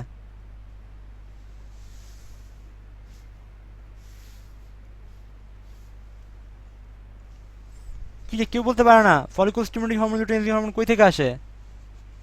সম্মুখ পিটুইটারি পিটুইটারি, গ্রন্থি থেকে। সম্মুখ পিটুইটারি গ্রন্থি, পিটুইটারি। সম্মুখ পিটুইটারি, নট অনলি পিটুইটারি, সম্মুখ পিটুইটারি থেকে। ঠিক আছে, তাহলে ফলিকল স্টিমুলেটিং এর কাজ কি? ফলিকলকে স্টিমুলেট করা। সেটা কই থাকে ফলিকল? এই যে আমরা বলছিলাম ফলিকল কই থাকে।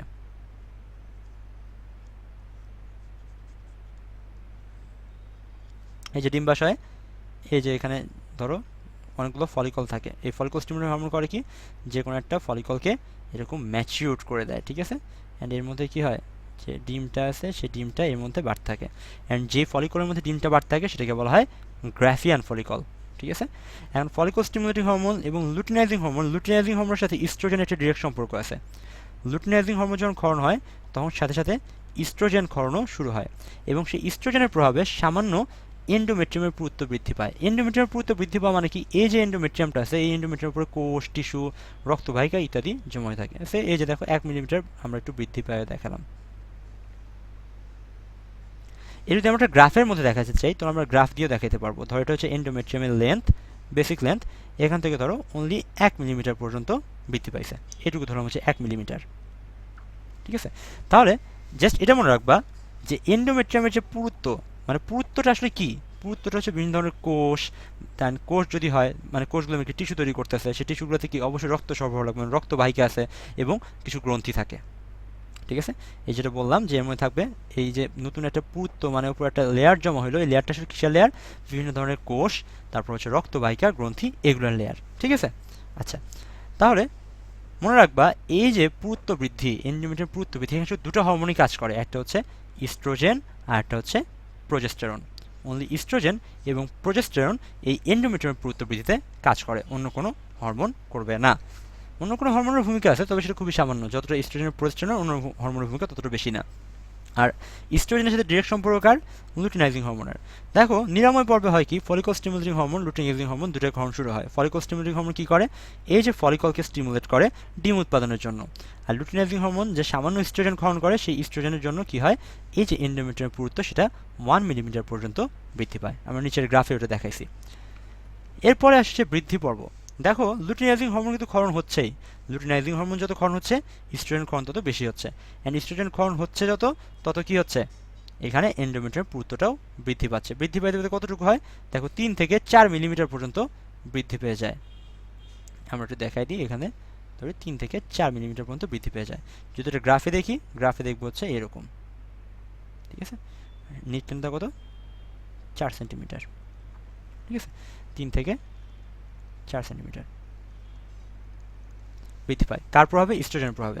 তো ইস্ট্রোজেন দেখো লুটিনাইজিং হরমোন ক্ষরণ হওয়ার পরে ইস্ট্রোজেন ক্ষরণ হচ্ছে, অ্যান্ড ইস্ট্রোজেন ক্ষরণ হইতে হতে ইস্ট্রোজেন যখন একসময় বেশি হয়ে যাবে তখন কিন্তু লুটিনাইজিং হরমোন আর ক্ষরণ হবে না, কারণ যখন দেখবে যে পর্যাপ্ত পরিমাণে ইস্ট্রোজেন আছে তখন তো লুটিনাইজিং হরমোন ক্ষরণ আর দিবে না, যে ইস্ট্রোজেন তখন যথেষ্ট পরিমাণে আছে, আমি এখন কেন ক্ষরণ করব।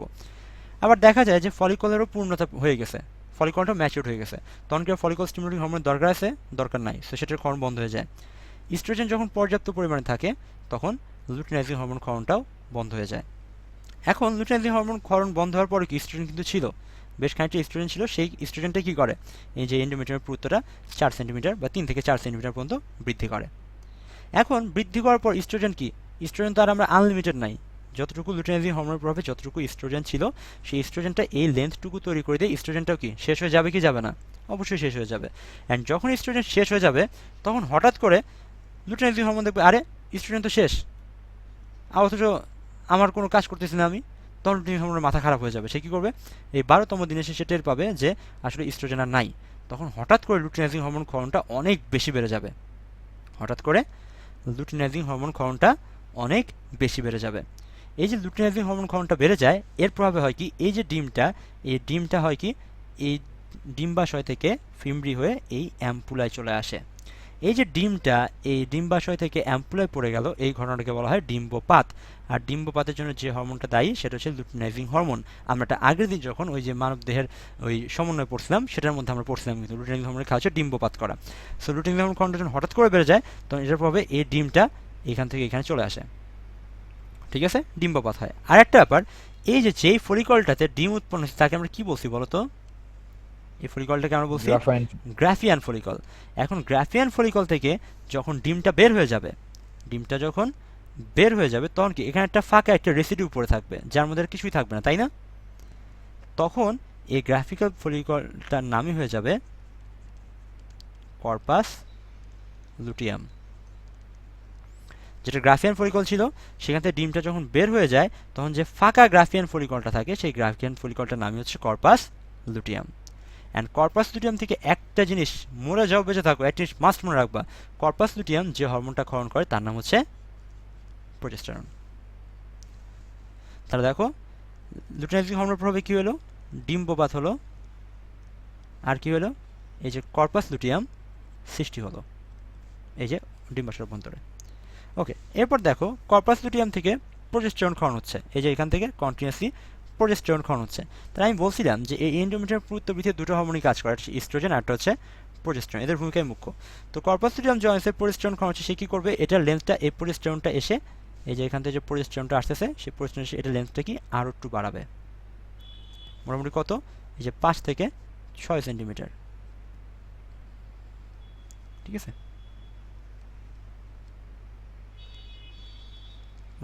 5 থেকে 6 সেন্টিমিটার মতো লেন্থটা বাড়ায় দেয়। তো আমি বলছিলাম কিন্তু এর মধ্যে কিন্তু শুধু কোষ থাকবে না, কোষ মানে কি, সেখানে রক্ত সরবরাহ দরকার। তো সেখানে দেখা যায় রক্তনালী থাকবে, রক্তনালী এরকম স্পাইরালি থাকে, ঠিক আছে, বিভিন্ন রক্তনালী থাকে, ক্যাপিলারি বা কোষজারিকা থাকে, তারপরে গ্রন্থি থাকে, ঠিক আছে, এই জিনিসগুলো এইখানে বিস্তৃত। ওকে, সো এটুকু বুঝতে কারো কোনো সমস্যা আছে কিনা খেয়াল করো, এই পর্যন্ত কিন্তু এই এন্ডোমেট্রিয়াম পুরুত্বটা বাড়িছে, মানে বৃদ্ধি পর্বতে বাড়িছে কে, ইস্ট্রোজেন। প্রাক রজস্তরীয় পর্যায়ে এন্ডোমেট্রিয়াম পুরুত্ব বাড়িছে কে, প্রোজেস্টেরন। এই প্রাক রজস্তরীয় পর্যায়ে এই পর্যন্ত বুঝতে কারো সমস্যা আছে, কারো সমস্যা নাই, সমস্যা নাই, ঠিক আছে। তারপর আমি একবার পুরোটা রিভিউ করব, তারপর বলে যাই। এখন চিন্তা করো, ধরো তুমি বাসার বাইরে থাকো, পড়াশোনা করো, তোমার বাসা, বাবা মা একটু দূরে থাকে, তুমি ঢাকা এসে পড়াশোনা করতেছো, তোমার বাবা মা তোমাকে টাকা পয়সা পাঠাচ্ছে, একসময় টাকা পয়সা পাঠানো শুরু করলো, তুমি 2 একটা টিউশনই করা, মানে পড়া শুরু করলা, তো টিচারদের, নতুন নতুন টিচারের কাছে নতুন কিছু জানতে শেখা শুরু করলা, তারপর দেখলে যে না, ভালো টিচারের জন্য আরও টাকা লাগবে, তখন তোমার বাসা থেকে বাবা মা আরও টাকা পয়সা পাঠাইলো, সেটা দিয়ে তুমি আবার আরও ভালো টিচারের কাছে ভর্তি হইলা, তোমার জ্ঞান আরও বাড়তে শুরু করলো, তোমার পড়াশোনা আরও ভালো হইতে শুরু করলো, তাই না? একসময় হঠাৎ করে তোমার বাবা মা যদি টাকা পয়সা দেওয়া বন্ধ করে দেয়, তোমার পড়াশোনা কী হবে, ধ্বংস হয়ে যাবে না? একদম ধ্বংস হয়ে যাবে। মানে ব্যাপারটা আমি চিন্তা করো যে বাসা থেকে টাকা পয়সা দিয়ে পাঠানো বন্ধ করে তোমার পড়াশোনা শেষ, ধ্বংস। রজস্তরীয় পর্যায়ে ঠিক এইটাই হয়। এই যে এন্ডোমেট্রিয়াম পুরুত্ব, এটা হচ্ছে আমাদের পড়ালেখা, ঠিক আছে, এন্ডোমেট্রিয়ামের যে এই যে পুরুত্বটা বাড়ছে, এটা হচ্ছে আমাদের পড়ালেখা। এটাকে মানে এন্ডোমেট্রিয়াম পুরুত্বটা বৃদ্ধি করতেছিল কি, এই যে follicle stimulating hormone, luteinizing hormone, oestrogen, progesterone সবার মিলিত কর্মফল। রজস্তরীয় পর্যায়ে এসে হয় কি, follicle stimulating hormone, luteinizing hormone, oestrogen, progesterone সবগুলোর ক্ষরণ একদম কমে যায়, সবগুলোর ক্ষরণ একদম কমে যায়। তাহলে এগুলো দিয়েই এই এন্ডোমেট্রিয়াম পুরুত্ব বাড়তেছিল, এগুলো দিয়ে এই এন্ডোমেট্রিয়ামের পুরুত্বটা বাড়তেছিল। তাহলে এগুলো যদি সবগুলো ক্ষরণ বন্ধ হয়ে যায়, এই লেয়ারগুলো কী হবে, ধ্বংস হয়ে যাবে না? একদম ধ্বংসপ্রাপ্ত হবে। এবং যদি ধ্বংসপ্রাপ্ত হয় মানে কি, এখানকার কোষ ধ্বংসপ্রাপ্ত হবে, মানে কি, এর মধ্যে রক্তবাহিকাগুলো আছে সেগুলো ধ্বংসপ্রাপ্ত হবে, যে গ্রন্থিগুলো আছে সেই গ্রন্থিগুলো ধ্বংসপ্রাপ্ত হবে। ফলে দেখা যায় শুধু রক্ত না, রক্তের সাথে বিভিন্ন এই যে কোষ, গ্রন্থি, তারপর যে অনিষিক্ত ডিম্বাণু আছে সেই ডিম্বাণুটাও এই যে যোনিপথে রক্তের মাধ্যমে বের হয়ে আসবে, ঠিক আছে। রক্ত হিসেবে সাধারণত 1 থেকে 4 দিন পর্যন্ত বা ক্ষেত্রবিশেষে আরও বেশি এই সময়কাল ধরে রক্তটা বের হয়ে আসে। এখন কথা হচ্ছে এই জিনিসটা কখন হয়, মানে এই যে 4টা হরমোন ক্ষরণই যে বন্ধ হয়ে গেল, এটা কখন হয়, যখন ডিম্বাণুটা অনিষিক্ত অবস্থা থাকে। আমরা বলছিলাম যে ধরো এইখানে ডিম্বাণুটা বসে আছে বসে আছে বসে আছে বসে আছে বসে আছে, কোনো শুক্রাণু এলো না, সে যে কেন এলো না, তাকে নিষিক্ত করলো না, তাই না, অনেক কষ্ট, তার আর ভালো লাগে না। তো এই যে নিষিক্ত যখন সে হয় নাই, তখন হয় কি, মস্তিষ্কে একটা সিগন্যাল চলে যায়, অ্যান্ড সিগন্যালটা যেরকম যে বস, আমাদের ডিম্বাণু, তার বিয়ে হয় নাই, তার কেউ নিষিক্ত করে নাই, আপনি সব ভাঙিয়ে দেন, এই এন্ডোমেট্রিয়ামের মধ্যে যে প্যান্ডেল ট্যান্ডেল বানাইছেন কোন ধরনের সব ভাঙিয়ে দেন, বিয়ে শাদী হবে না, প্যান্ডেল দেখে কী হবে, ভাঙিয়ে দেন সব কিছু। তো তখন হয় কি যে এই যে দাওয়াতের যে অতিথিরা আর কেউ যায় না, অ্যান্ড আলটিমেটলি এন্ডোমেট্রিয়ামের যে প্যান্ডেল, যে এন্ডোমেট্রিয়ামের পুরুত্ব, সেটা সবটাই ধ্বংসপ্রাপ্ত হয়, ঠিক আছে। খুবই স্বাভাবিক, এই ডিম্বাণু বসেছিল বিয়ে হওয়ার জন্য, কোনো শুক্রাণু আসেনি, তাকে বিয়ে করেনি, তাহলে এই যে এত আয়োজন, সে আয়োজন থাকবে, ধ্বংস হয়ে যাবে সব কিছু। অ্যান্ড কথা হচ্ছে সায়েন্টিফিক আলোচনায় আসি, যে কেন এই এন্ডোমেট্রিয়ামের পুরুত্বটা বৃদ্ধি পায়, এটা কী দরকার। উত্তরটা হচ্ছে, যদি ডিম্বাণুটা নিষিক্ত হইতো, তাহলে কি 6 থেকে 9 দিনের মাথায় এটা খুব সুন্দর করে ব্লাস্টুলা দশায় এন্ডোমেট্রিয়াম এসে সংস্থাপিত হইতো, তাই না, সংস্থাপিত হতো, এটা কি আস্তে আস্তে বাড়তে থাকতো। তাহলে এই বর্ধিত ভ্রূণের জন্য পুষ্টির দরকার, এই এন্ডোমেট্রিয়ামের যে গ্রন্থি কোষগুলো বা যেগুলো আছে সেগুলো এখান থেকে পুষ্টিটা পাইতো, 1 নম্বর। আরেকটা ব্যাপার কি, যখন গর্ভাবস্থা আসে তখন এই জরায়ুটা, এই ছোট্ট একটু জরায়ু দেখতেছি, এটা বেড়ে 20 গুণের চেয়েও বেশি বৃদ্ধি পায়, 20 গুণের চেয়েও বেশি আকারে বৃদ্ধি পায়। এখন তুমি চিন্তা করো যে একটার প্রাচীর হচ্ছে এরকম পাতলা, আর একটার প্রাচীর হচ্ছে এরকম মোটা। এটা 1 নাম্বার, এটা 2 নাম্বার। এটা যদি 20 গুণ বৃদ্ধি পায় আর এটা যদি 20 গুণ বৃদ্ধি পায়, কোনটা ছেঁড়ার সম্ভাবনা বেশি, 1 না 2? 1। কারণ কি এটা 1 ভাই। প্রাচীরটা পাতলা হয়ে আছে। 2 এর সম্ভাবনা কম, কারণ কি এটা প্রাচীরটা বেশ মোটা, তার মানে কি এটা বেশ টেনশন সহ্য করতে পারবে। তো যেহেতু এটা এরকম 20 গুণ মানে এরকম মানে পুত্ত মানে আয়তনে বেড়ে যায়, সো খুবই স্বাভাবিক। এই জন্য এর যে লেয়ারগুলো কি সাহায্য করে যাতে এর যে ইলাস্টিসিটি বা এই জিনিসটা ব্রেকডাউন না হয়ে যায়, ঠিক আছে, যাতে করে বাচ্চাটা ঠিকভাবে ভেতরে থাকতে পারে। সো এটাই ছিল রিজন। এই জন্যই দেখা যায় যে যদি ডিম্বাণু নিষিক্ত হয়, সেক্ষেত্রে কিন্তু কি হয়, মেনস্ট্রুয়াল সাইকেল বন্ধ হয়ে যায়, মাসে মাসে রক্ত পর্যায়ে মেয়েদের যে মানে রেগুলার ফিজিওলজিক্যাল প্রসেস সেটা বন্ধ হয়ে যায়। আর যদি ডিম্বাণু যদি নিষিক্ত না হয়, সেক্ষেত্রে কি হয় যে দূর শালা নিষিক্ত হইলে আমরা থাকুমি না আর এখানে, তখনও কি হয়, এখানে সে চলে আসে। এই যে রক্তগুলো পড়তেছে, মানে এই যে কোষগুলো যে নষ্ট হয়ে যাইতেছে, সেই নষ্ট হওয়া কোষের সাথে সেও কি আলটিমেটলি রক্তের সাথে বের হয়ে পড়ে। সাধারণ রক্ত আর যে মাসিকের রক্ত, সেই রক্ত কিন্তু ডিফারেন্ট। সাধারণ রক্তের চেয়ে দেখা যায় যে গন্ধ থাকে, সাধারণ মাসিকের রক্তের গন্ধ একটু ফিশি, আমরা মেডিকেল ভাষা বলি ফিশি, একটা মাছ মানে আষ্টে টাইপের একটা গন্ধ থাকে। কারণ কি, কারণ এখানে শুধু রক্তই থাকে না, রক্তের সাথে যে বিভিন্ন ধরনের এই যে অনিষিক্ত ডিম্বাণু, বিভিন্ন কোষ, তারপর যে গ্রন্থি বা এই যে রক্তনালীর যে ক্ষুদ্র ক্ষুদ্র অংশ, এগুলোও থাকে। এই জন্য সাধারণ রক্তের চেয়ে এর প্রপার্টিসটা একটু ভিন্ন হয়। ইভেন মাসিকের রক্তে কিন্তু জমাটও বাঁধে না, কারণ সেখানে যে ক্লোটিং ফ্যাক্টরগুলো প্রয়োজন, সেই ক্লোটিং ফ্যাক্টরগুলো উপস্থিত থাকে না। ওকে, সো পুরো জিনিসটা আমি আরেকবার ব্রিফ করতেছি।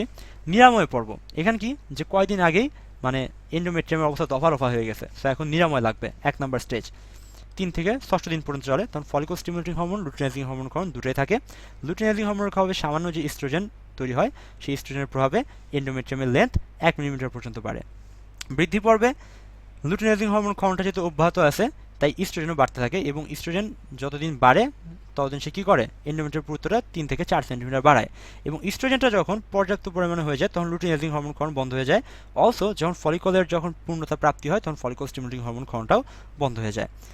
কিন্তু ইস্ট্রোজেন যেটুকু থাকে সেটুকুই মেইনলি কি, এই যে এটার পুত্রবৃত্তে কাজ করে। একসময় যখন ইস্ট্রোজেন শেষ হয়ে যায় 12তম দিনে, তখন লুটিনাইজিং হরমোন যেটা সে বুঝতে পারে যে ইস্ট্রোজেন অনেক কম, তখন লুটিনাইজিং হরমোন কাউন্টটা হঠাৎ করে বেড়ে যায়। অ্যান্ড এটার প্রভাবে হয় কি, এই যে ডিম্বাশয় থেকে ডিমটা অ্যাম্পুলায় চলে আসে, আর এর ফলে কি হয়, ডিম্বাশয়, এটাকে বলা হয় ডিম্বপাত, আর ডিম্বপাতের ফলে যে এই যে ফাঁকা গ্রাফিয়ান ফলিকল, সেটাকে বলা হয় কর্পাস লুটিয়াম। তাই ডিম্বপাত হয়, এবং এই লুটিনাইজিং হরমোনের প্রভাবে ডিম্বপাত হয়, এবং এই যে কর্পাস লুটিয়াম সৃষ্টি হয়। এখন প্রাক রজস্তরের পর্যায়ে 15 থেকে 18তম দিন পর্যন্ত চলে। এখানে যে এই যে কর্পাস লুটিয়ামটা ছিল, সেই কর্পাস লুটিয়ামটা প্রোজেস্টেরন গ্রহণ করতে থাকে, এবং এই প্রোজেস্টেরনের প্রভাবে এন্ডোমেট্রিয়ামের যে বৃদ্ধি, সেই বৃদ্ধিটা অব্যাহত থাকে। কতটুকু, 5 থেকে 6 মিলিমিটার। অ্যান্ড যখন নিষিক্তকরণ হয় না, যখন ডিম্বাণুটা অনিষিক্ত অবস্থায় থাকে, তখন হয় কি, মস্তিষ্কে সিগন্যাল চলে যায় যে আসলে ডিম্বাণুটা অনিষিক্ত অবস্থায় আছে। তখন হয় কি, follicle stimulating hormone, luteinising hormone, oestrogen hormone, progesterone hormone সবগুলোর ক্ষরণ একদম ডাউন হয়ে যায়। অ্যান্ড যখন এরকম সবগুলো হরমোন, যে হরমোনগুলো এই মানে এন্ডোমেট্রিয়ামের পুরুত্বটাকে বাঁচিয়ে রাখতেছে, সেগুলোই যখন সবাই নাই হয়ে যায়, তখন কি হয়, এই এন্ডোমেট্রিয়ামটা ধ্বংসপ্রাপ্ত হয়, এবং সেটা হচ্ছে রজস্রাবী পর্যায়ে। তখন সেটা রক্ত হিসেবে দেহের মানে যোনিপথে দেহের বাইরে বের হয়ে চলে আসে। কারো কি এখন কোনো প্রশ্ন আছে?